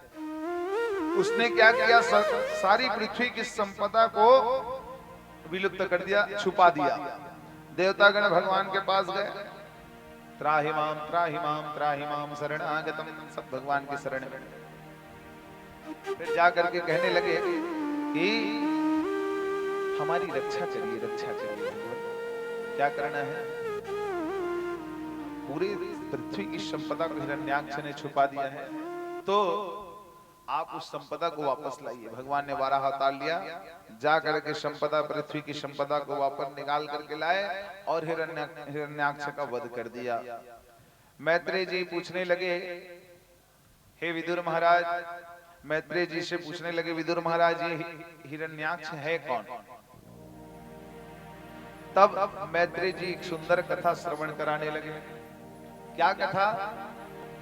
एक बार सनक, सनंदन, सनातन, सनत कुमार, ये 4 ऋषि बालक जिनकी कथा मैंने अभी आपको बताई, ब्रह्मा जी के द्वारा उत्पन्न, ये लोग सत्संग की इच्छा से भगवान के बैकुंठ धाम गए। भगवान विष्णु के बैकुंठ धाम गए अंदर इनको प्रवेश नहीं करने दिया। इन्होंने 2 द्वारपाल खड़े थे बाहर में, जय और विजय नाम के। दोनों भगवान के पार्षद भी हैं और द्वारपाल हैं। इन्होंने घुसने नहीं दिया अंदर। ये चारों ऋषि बालक बच्चे तो हैं, रुष्ट हो गए। रुष्ट होकर के श्राप दे दिया, तुम भगवान के समीप रह करके असुर जैसी तुम्हारी प्रवृत्ति है, राक्षसों जैसी तुम्हारी प्रवृत्ति है, और भक्तों को भगवान से मिलने के लिए तुम रोकते हो। जाओ, हम तुमको श्राप देते हैं, तुम 1 नहीं 3-3 जन्मों तक राक्षस हो जाओ। तो यही जय और विजय है। मैत्री जी बता रहे हैं, जो पहले जन्म में हिरण्याक्ष और हिरण्यकश्यप बने, दूसरे जन्म में यही रावण और कुंभकर्ण बने, तीसरे जन्म में यही शिशुपाल और दंतवक्र बने। तो ये 3 बार इनका जन्म हुआ है। लेकिन चारों ऋषि बालकों ने उनको सुंदर वरदान भी दिया कि भगवान ही तुम्हारा उद्धार करने के लिए आएंगे। तो मैत्री जी कहने लगे, वही हिरण्याक्ष है जो भगवान के द्वारा मारा गया। आगे कर्दम और देहूति की कथा श्रवण कराने लगे। कर्दम मुनि जो ब्रह्मा जी की छाया से उत्पन्न हुए हैं, उनकी पत्नी का नाम है देहूति। देहूति कन्या है मनु और शत्रुपा की। मनु और शत्रुपा भी ब्रह्मा जी के अंश से उत्पन्न है।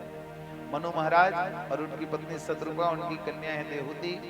एक कर्दम मुनि और देहूति का विवाह कराया गया। इनके गृहस्थ में पहले 9 कन्याएं आई। उसके बाद देहूति माता कर्दम मुनि ने घोर तपस्या किया था। भगवान ने वरदान स्वरूप कहा था कि मैं तुम्हारे घर में पुत्र के रूप में जन्म लूंगा। और आज वो सुंदर तिथि आई, भगवान स्वयं माँ देहूति के गर्भ में आते हैं। और कौन सा स्वरूप धारण किया? कपिल नारायण का। प्रेम से बोलो कपिल नारायण भगवान की जय हो। वही कपिल मुनि है जिन्होंने अपनी माँ देहूति को सांख्य उपदेश का ज्ञान दिया। काम्यानां कर्मणां न्यासं संन्यासं कवयो विदो। माँ को सुंदर वैराग्य की शिक्षा देते हुए कहते हैं कपिल नारायण माता, इस संसार में प्राप्त करने योग्य केवल एक है। कौन? वो परमात्मा। हे माँ, इस संसार में परम सत्य वही है, भगवान। इसलिए आनंद का स्वरूप ये शरीर नहीं है। शरीर के माध्यम से हम आनंद प्राप्त नहीं करते। आनंद की प्राप्ति, आनंद का स्वरूप क्या है कहे तो ये आत्मा ही आनंद का स्वरूप है। और वो आत्मा उस परमात्मा का अंश है। ईश्वर अंश जीव अविनाशी चेतन अमल सहज सुख राशि। आत्मा, ये हम जो जीव हैं, ये जीवात्मा उस परमात्मा का अंश है माँ। और यही आत्मा आनंद का स्वरूप है। इसलिए इस आत्मा को किससे जोड़ो? उस परमात्मा से जोड़ो, तब सच्चे ज्ञान की प्राप्ति होगी। इस प्रकार सांख्य उपदेश का ज्ञान देकर के कपिल नारायण भगवान समाधिष्ट हो गए। ये भगवान के अवतार की कथा हमको सुनाई है। अनसुईया माता की कथा सुनाई है, जो परम सती नारी है।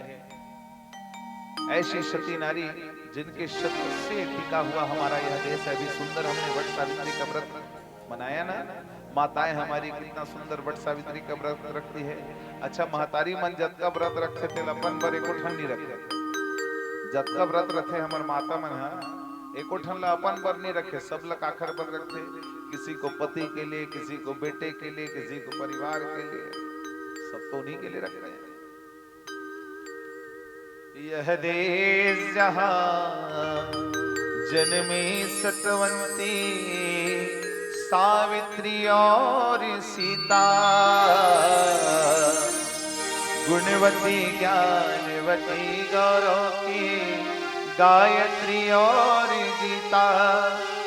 सीता ने पति की आज्ञा से जंगल में वास निभाया। सावित्री ने भी अपने पति को मौत के मुंह से बचाया। नर्मदार अनसुईया से भगवान भी हारा है। सतियों के सत से मिला हुआ यह देश हमारा है। जय जय भारत माता, जय जय भारत माता। अनसुईया माँ के आंगन में तीनों देव ब्रह्मा विष्णु महेश आए परीक्षा लेने के लिए। अनसुईया माता ने अपने पातिव्रत के बल पर उन तीनों को सुंदर छोटे छोटे बालक में बदल दिया और छोटे बालक बना करके उनको सुंदर स्तनपान कराया है।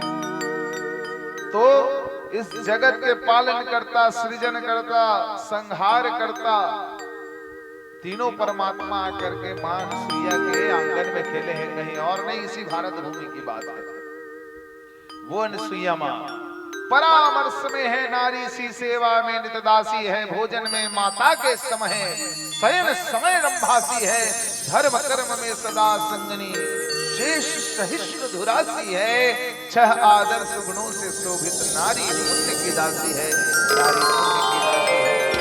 वो महान सतीव्रता नारी हुई अनसुईया मां, जिन्होंने पातिव्रत धर्म के आधार पर भगवान को बुलाया। इसकी कथा श्री सूत जी महाराज ने शौनकादिक ऋषिगणों के मध्य कहा। आगे विदुर महाराज जी मैत्रेय जी से प्रश्न करने लगे। ये जो ब्रह्मा जी के पुत्र है दक्ष महाराज, ये तो पहले भगवान भोलेनाथ के भक्त हुआ करते थे, कितना सम्मान करते थे, तब तो उनका अपना दामाद बनाया था।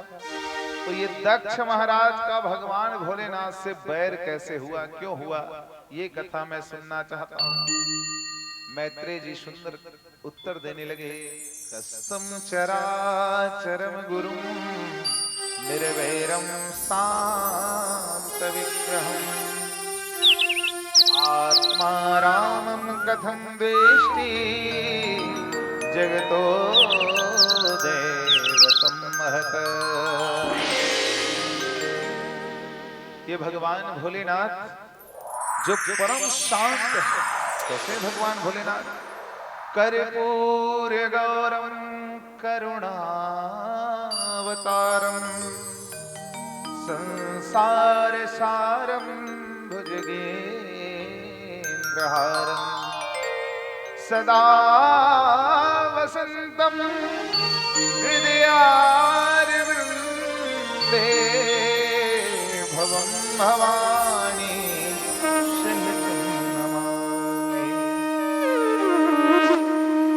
ऐसे परम शांत भगवान भोलेनाथ से दक्ष ने बैर कैसे किया। उत्तर देते हुए कहते, एक बार ब्रह्मा जी की सभा लगी हुई थी, सब आए। उसी समय दक्ष महाराज को प्रजापति का पद दिया गया था, और इस संसार में ऐसा कोई है नहीं जी जिसको छोटा सा कोई पद मिल जाए और अहंकार ना हो। नहीं को ऐसे जन्मा जगमाही प्रभुता पाई जाई मदनाही।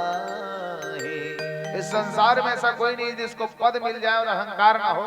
दक्ष को भी पद मिला, प्रजापति का अहंकार हो गया मन में, और जब ब्रह्मा जी की सभा में आए तो सबने उठकर सम्मान दिया, लेकिन तीन लोग नहीं उठे, ब्रह्मा विष्णु और महेश।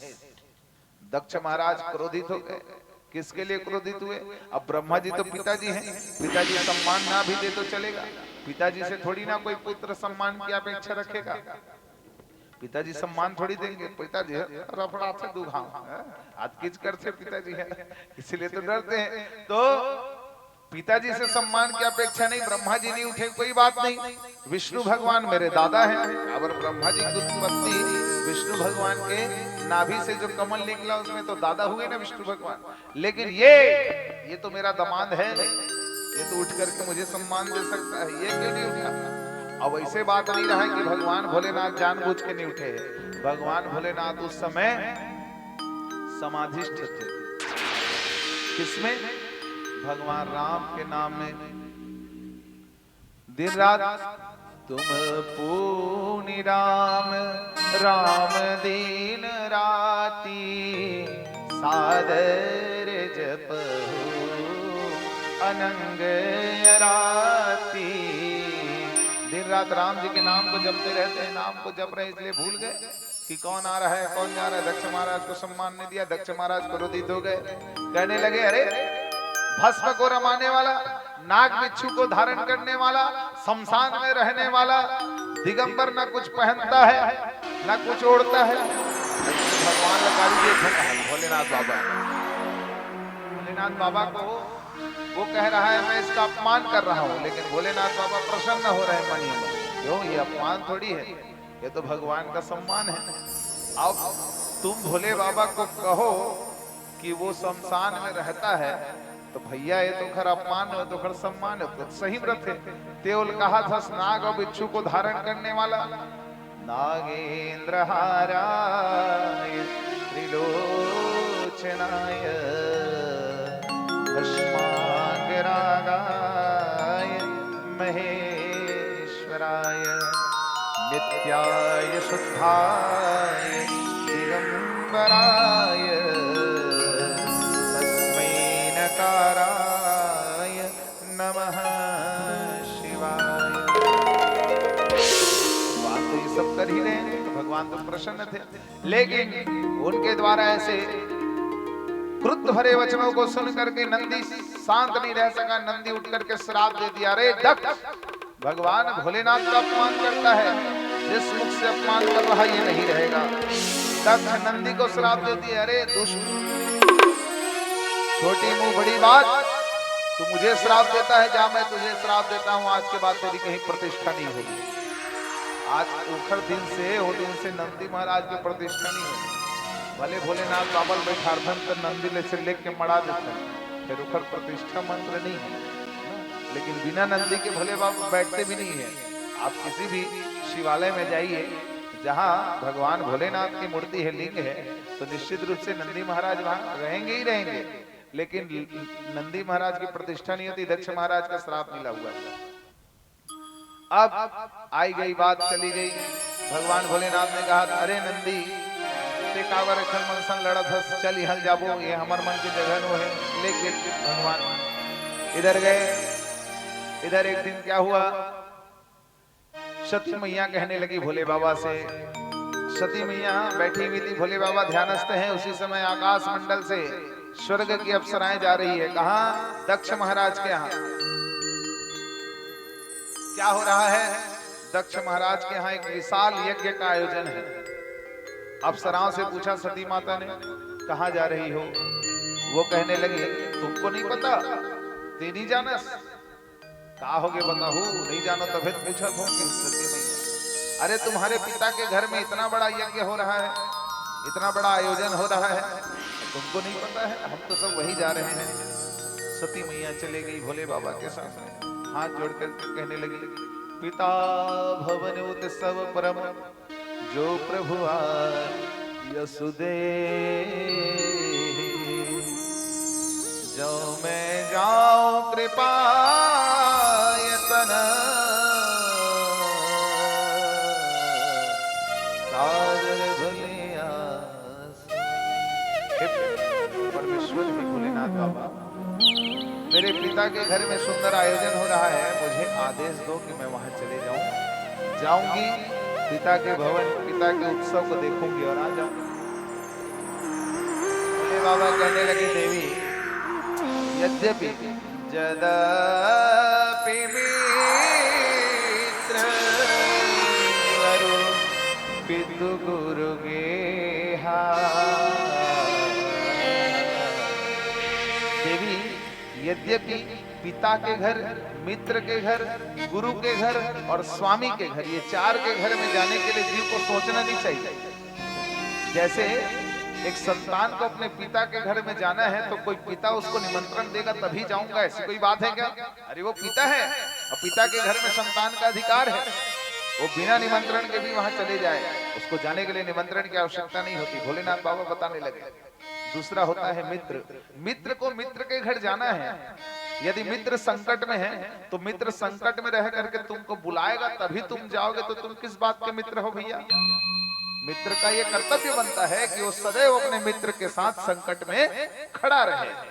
तो मित्र को मित्र के घर जाने के लिए निमंत्रण की आवश्यकता नहीं, पुत्र को पुत्री को पिता के घर में जाने के लिए निमंत्रण की आवश्यकता नहीं, शिष्य को गुरु के घर में जाने के लिए निमंत्रण की आवश्यकता नहीं, और स्वामी को सेवक के घर में जाने के लिए मित्र की आवश्यकता नहीं होती। लेकिन फिर भी देवी सुनो, यदि जानबूझ करके नहीं बुलाया गया निमंत्रण कार्ड धर के आत है बड़कन तोर घर के दुआरी जात है और तोर पड़ोसी न्योता देते हो तोला नहीं दी तब बोलते जानबूझ के जाबे तो ऐसा जगह जाए कल्याण नहीं होए देवी की।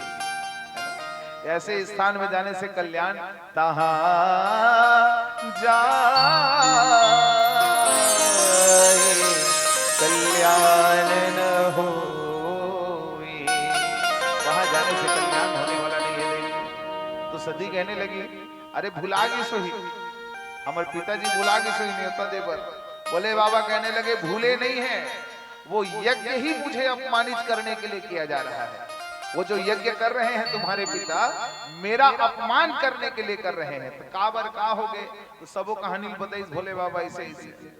सती मैया कहने लगी नहीं स्वामी मैं जाऊंगी मैं जाऊंगी मैं जाऊंगी। भोले बाबा कहते जावे तो जाए चसन जाके जब तक समाधि सती मैया सबोल निकाली सबको ले जाओ।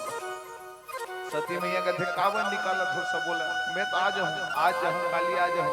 भोले बाबा कहते थे अब जावे ते अब आने वाला नहीं है अब नहीं आने वाला।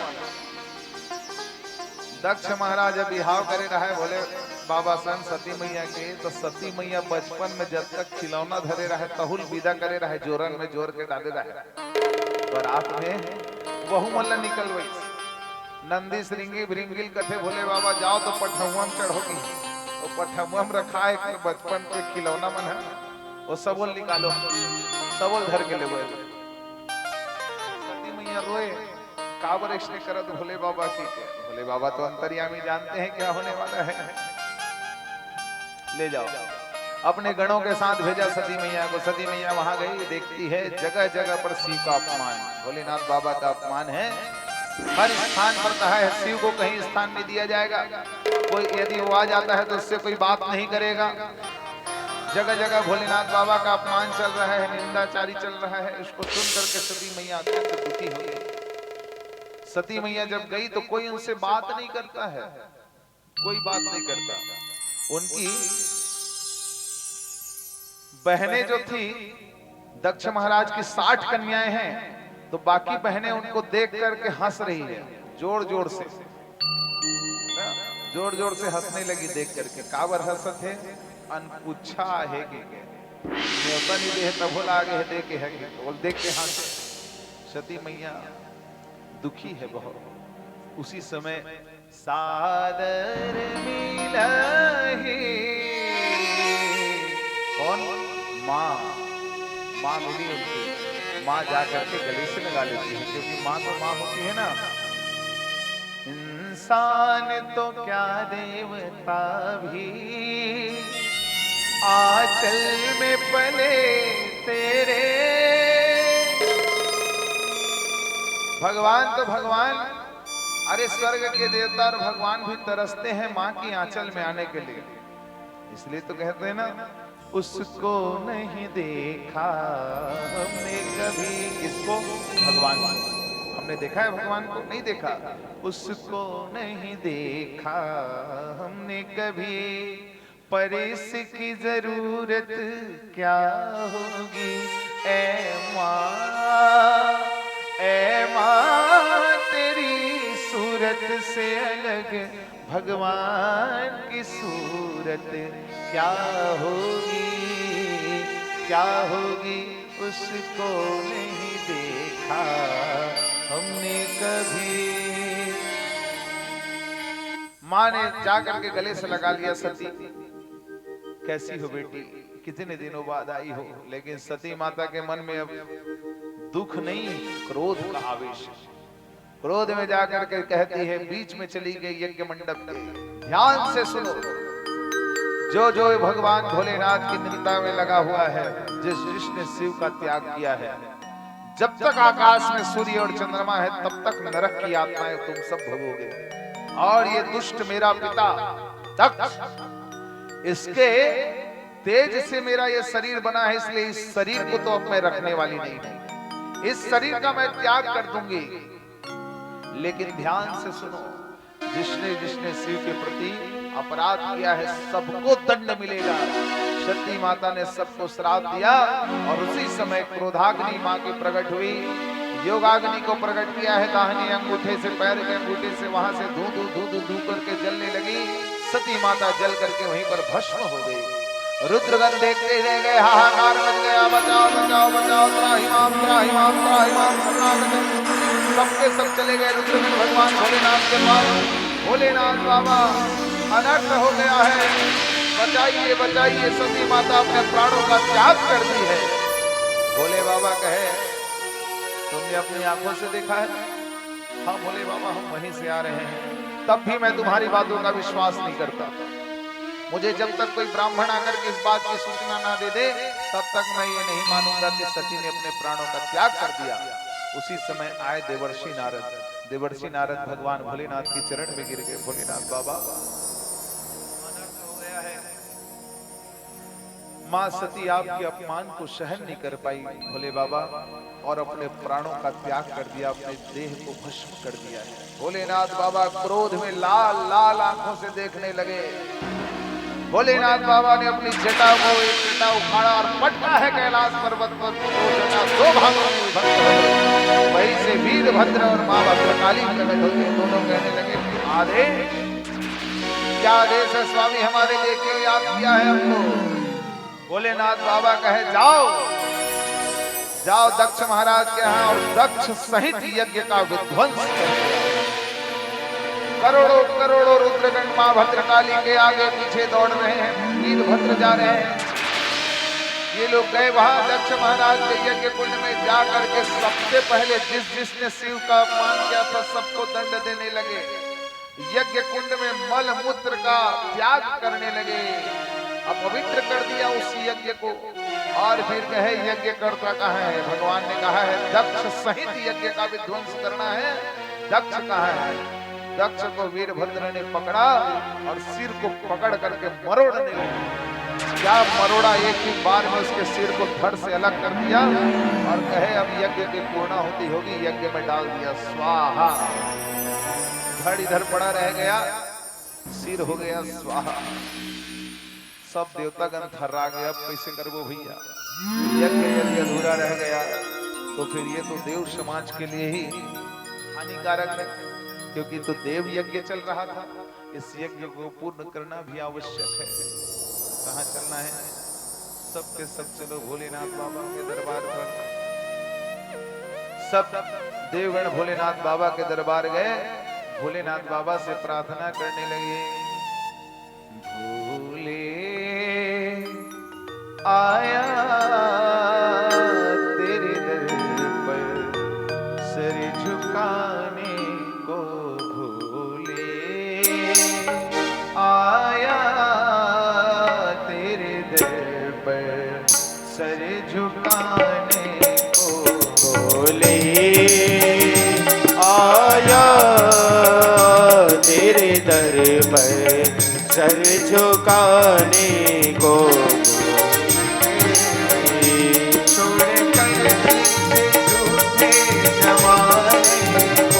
छोड़ कर पीछे झूठे जमाने को, छोड़ कर पीछे झूठे जमाने को, छोड़ कर पीछे झूठे जमाने को। जय हो।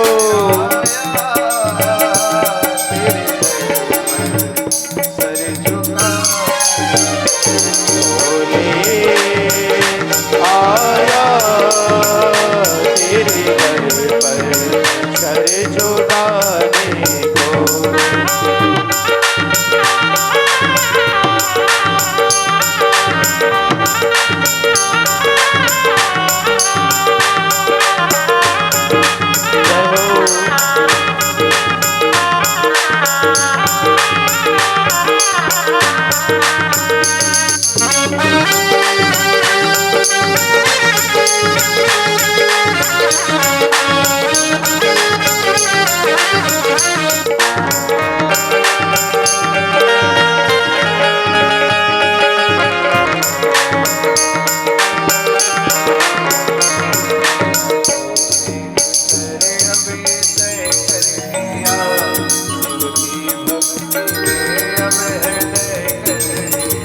दुनिया को देख कर अब ये तय कर लिया, शिव की भक्ति में अब हृदय कर लिया।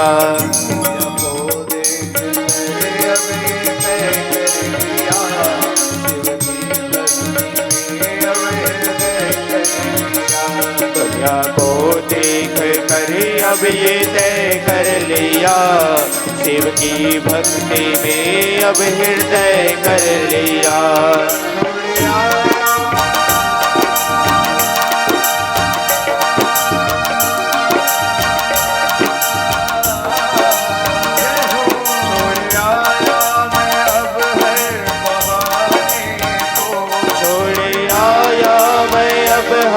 बहाने को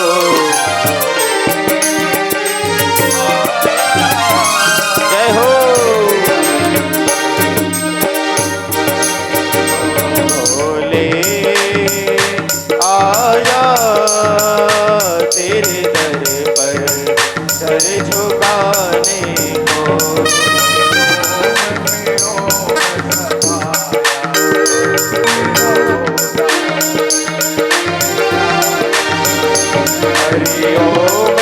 ओम समाया है मेरा भोला नगर में आया है,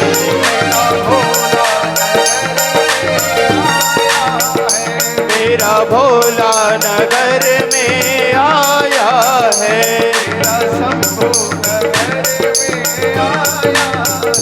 मेरा शंभु नगर में आया है। जय हो।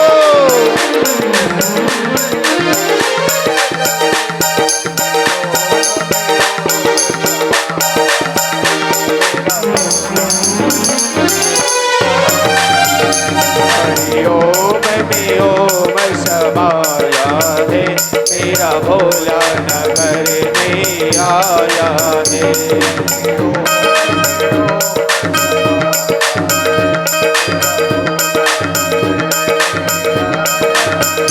हरि ओम में ओम समाया है मेरा भोला नगर में आया है।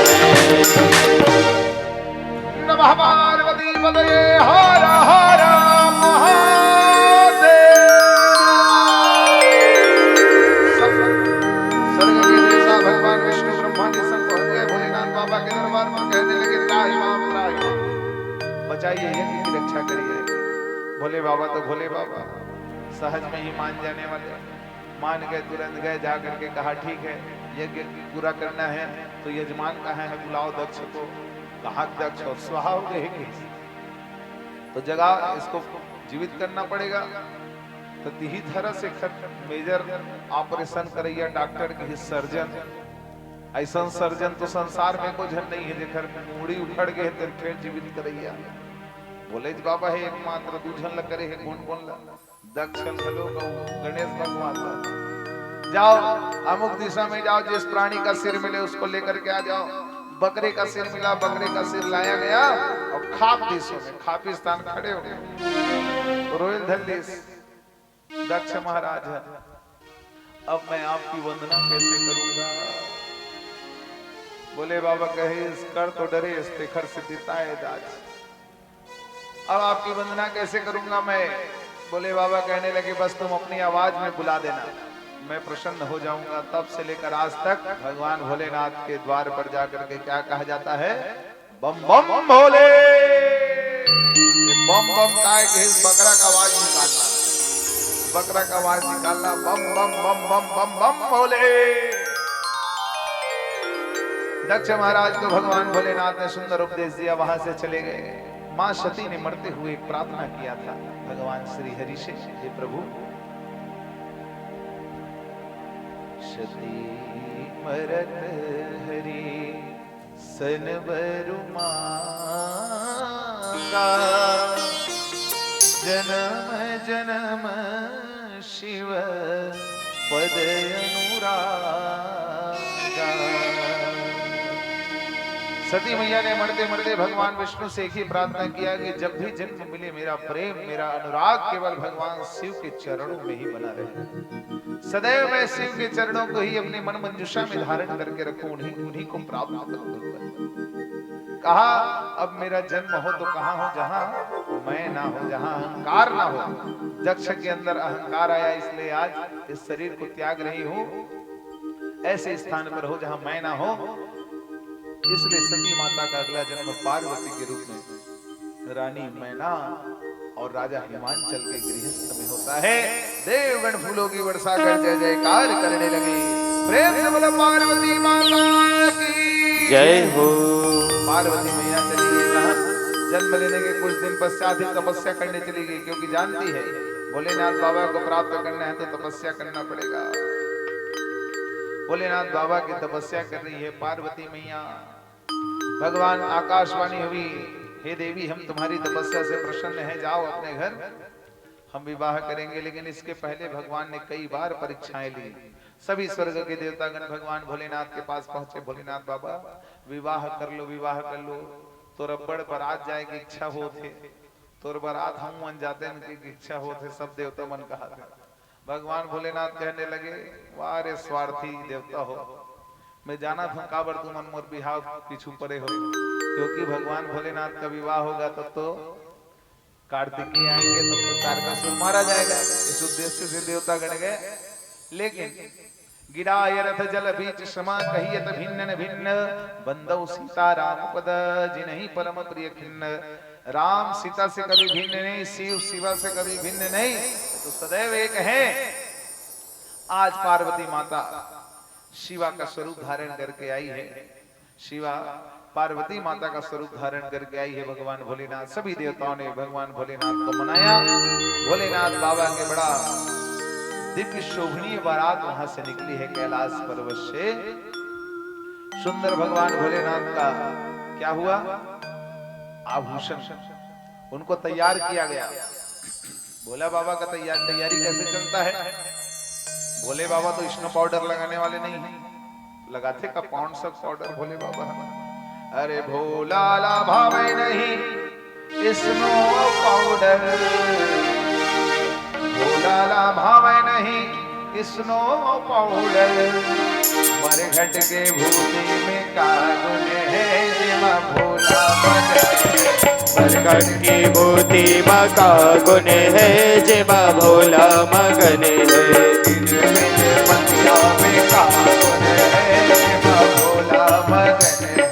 इन बिल पतिया माँ का गुण है, जिमा भोला मगन है। भोला मगन है, भोला मगन है, भोला मगन है, भोला मगन है, भोला मगन है जी भोला मगन है, भोला मगन है जी भोला मगन है। जय हो।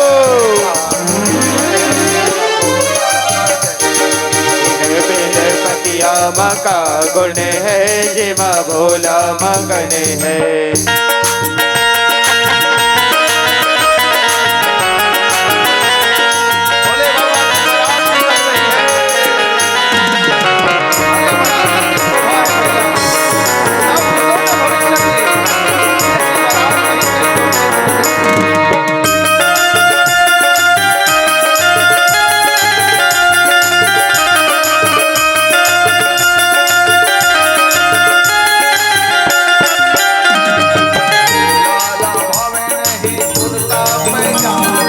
भोला भावे नहीं कुर्ता पैजामा,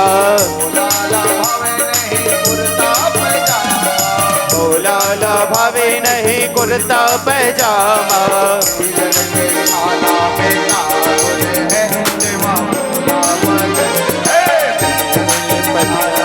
का गुण है, जिमा भोला मगन है।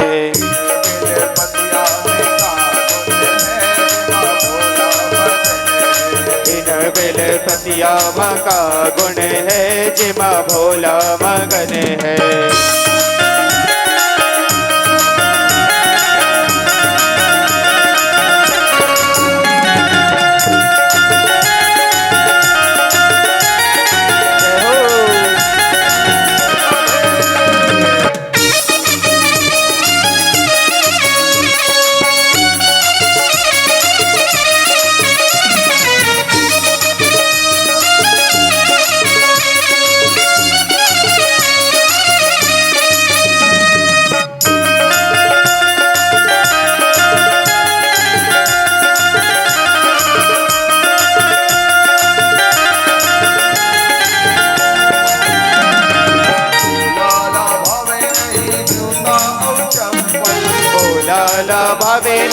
जूता और चप्पल,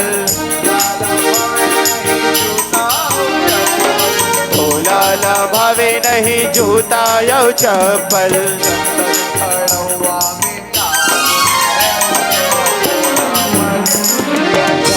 खड़ौआ मका गुने है जिमा भोला मगने है।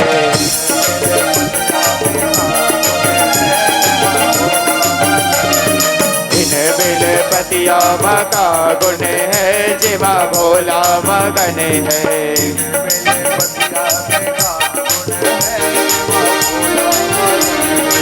इन बिल पतिया मका गुने है जिमा भोला मगने है।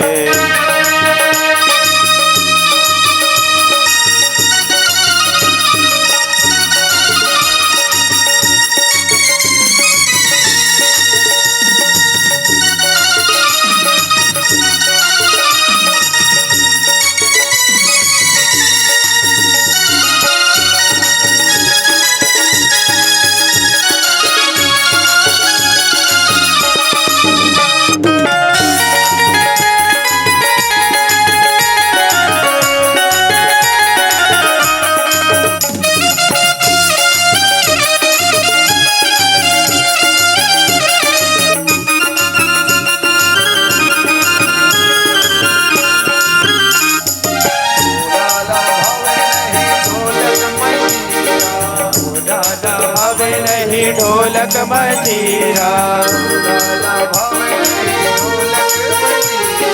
भोला ला भावे नहीं ढोलक मंजीरा। डमरू में का गुण है जिमा का गुण है जिमा भोला मगने है।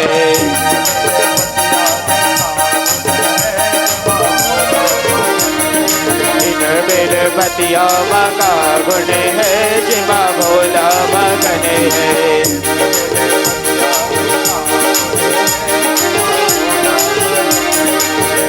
बिल पतिया मका गुण है जिमा भोला मगने है।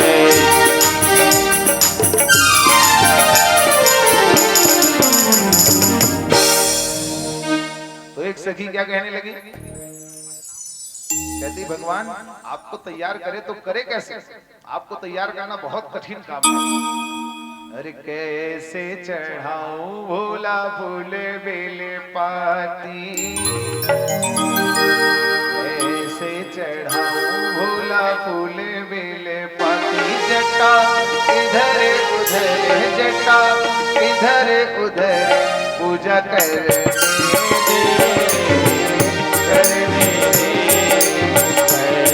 चढ़ाओ भोला फूल बेले पाती।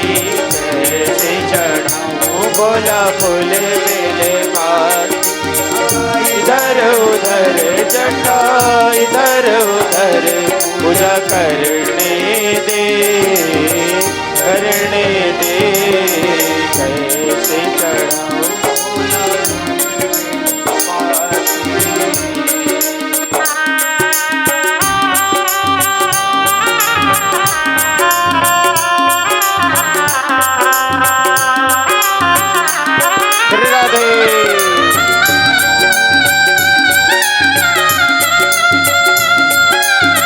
भोला शंकर भगवान की, पार्वती मैया की।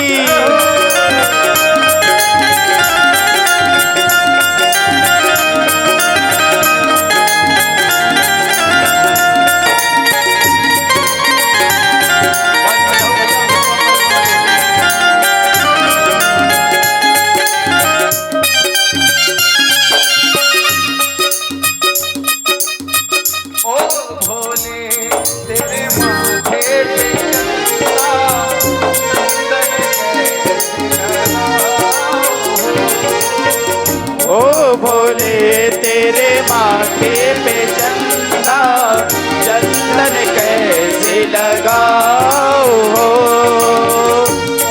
भोले तेरे माथे पे चंदा चंदन कैसे लगाओ। ओ भोले तेरे माथे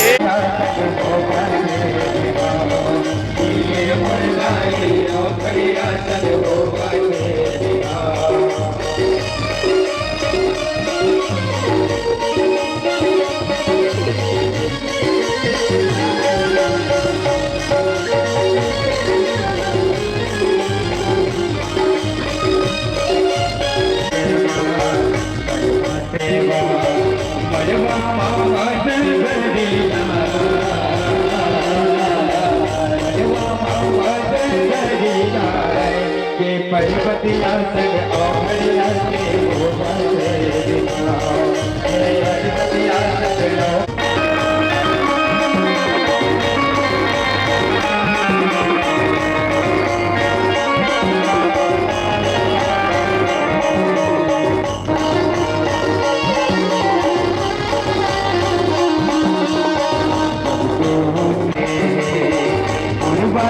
मंगल गीत लगा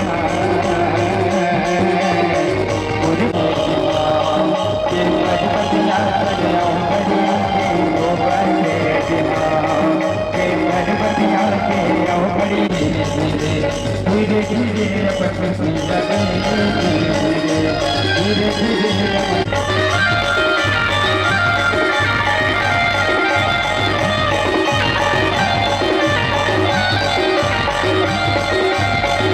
बहाने जाए रे हवाई रे धीरे धीरे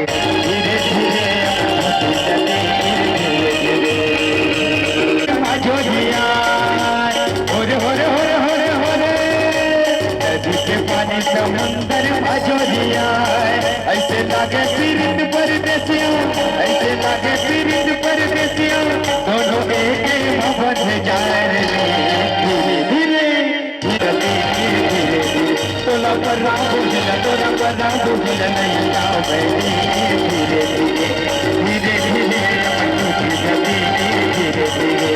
धीरे धीरे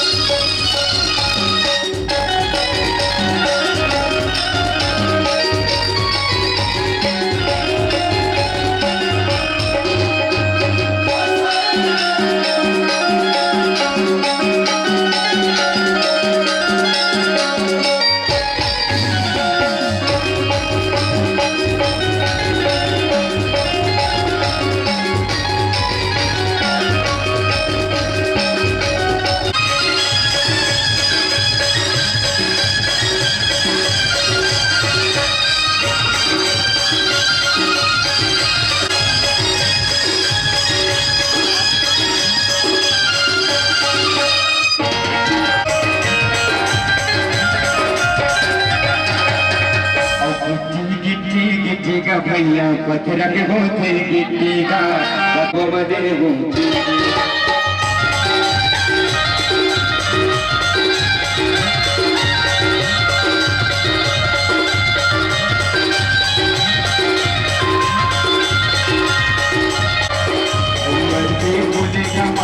भैया मुटगा मुझे सफेद मुटगा मुझे सफेद बालक मन में जवानी हो गए जवानी हो गए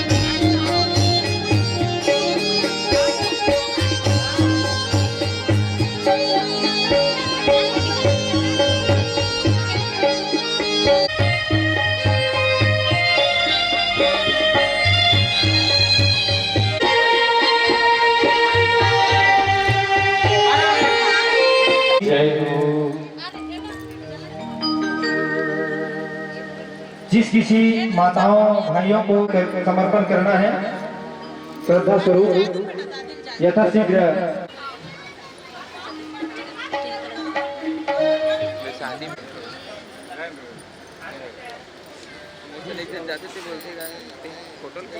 प्रिय करो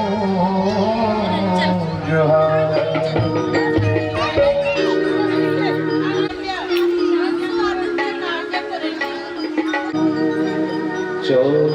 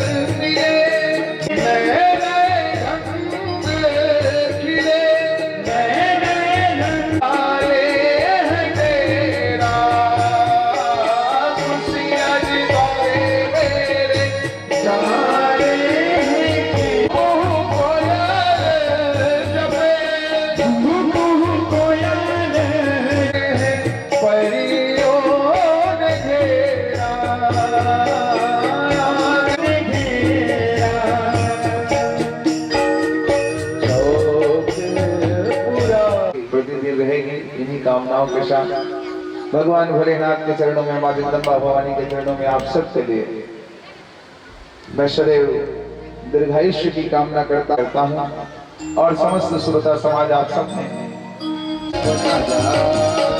भूदेवा परदेवा के राजा भूतेश्वर बाबा भगत मन बनाए जगत राजा। देवा परदेवा के राजा भूतेश्वर बाबा भगत मन बनाए जगत राजा। बचरा राम जय हो, दूती नम बाबा जय हो, दूती नम। ये भूदेवा भूतेश्वर बाबा भगत मन बनाए जगत राजा। भूदेवा परदेवा के राजा मन बनाए जगत राजा।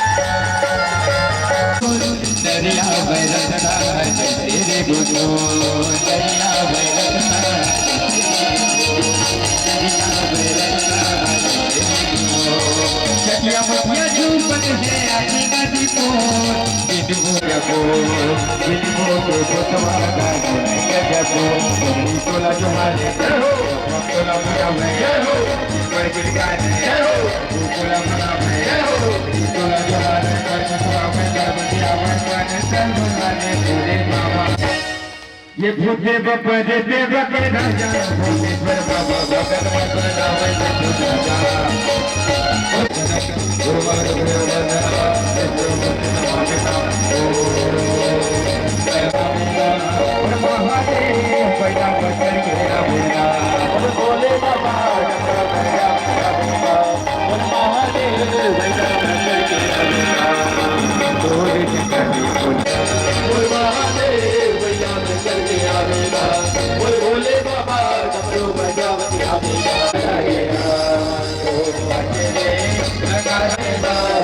रानी की जय हो, माता रानी की जय हो, माता रानी की माता रानी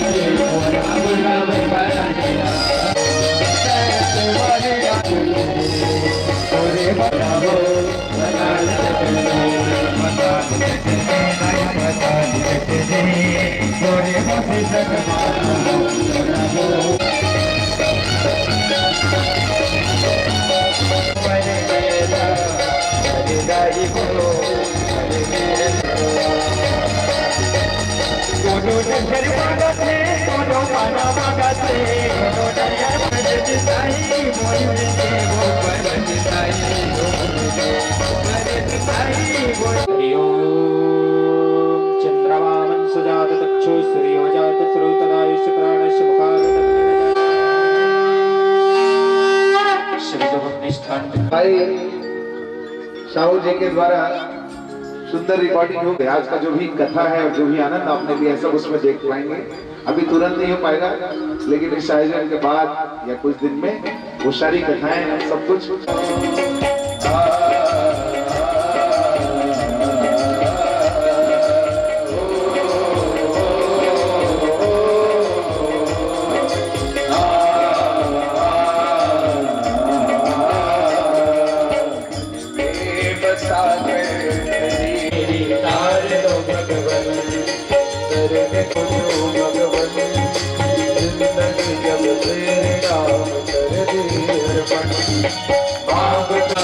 चिंता है तुझको प्रभु संसार मन में बसा विदंत करे नारायण तेरे द्वार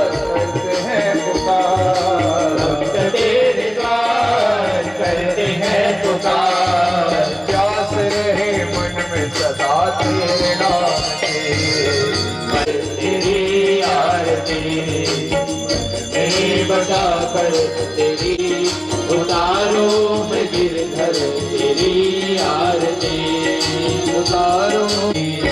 प्रेम से बोलो कृष्णचंद्र भगवान की जय। प्रदक्षिणा कर लेंगे अपने स्थान पर 3 बार। हरि ओम यानिकानि च पापानि जलमांसकृतानि च तानि सर्वाणि नश्यन्तु प्रतीक्षाम पदे पदे। ओम यानिकानि च पापानि जलमांसकृतानि च तानि सर्वाणि नश्यन्तु प्रतीक्षाम पदे पदे। कपूरप्रज्वलनं भुजगेन्द्रहारं सदा वसन्तं भवं भवानी सहितं नमामि, भवं भवानी त्वमेव विद्या देवा, त्वमेव देवा ममेव देवा। जल से आचमन कर लीजिएगा। हरि ओम देवा। ॐ एकदन्ताय विद्महे वक्रतुण्डाय धीमहि तन्नो दन्तिः प्रचोदयात्। हरि ओम नारायणाय नाम सुमनोहराणां मनोहराणामुपसर्पयामि। उमापति महादेव की जय। पूज्याचार्य गुरुदेव जी महाराज की जय। सीताराम सुत हनुमान की जय। वेद व्यास जी महाराज की जय। तुलसीदास महाराज की जय। भक्त वत्सल भगवान की जय। सब संतन की जय। सगुण प्रतापपुर धाम की जय। अयोध्या धाम की जय। आनंदेश्वरी माता की जय। महामंगलेश्वरी माता की जय। गायत्री माता।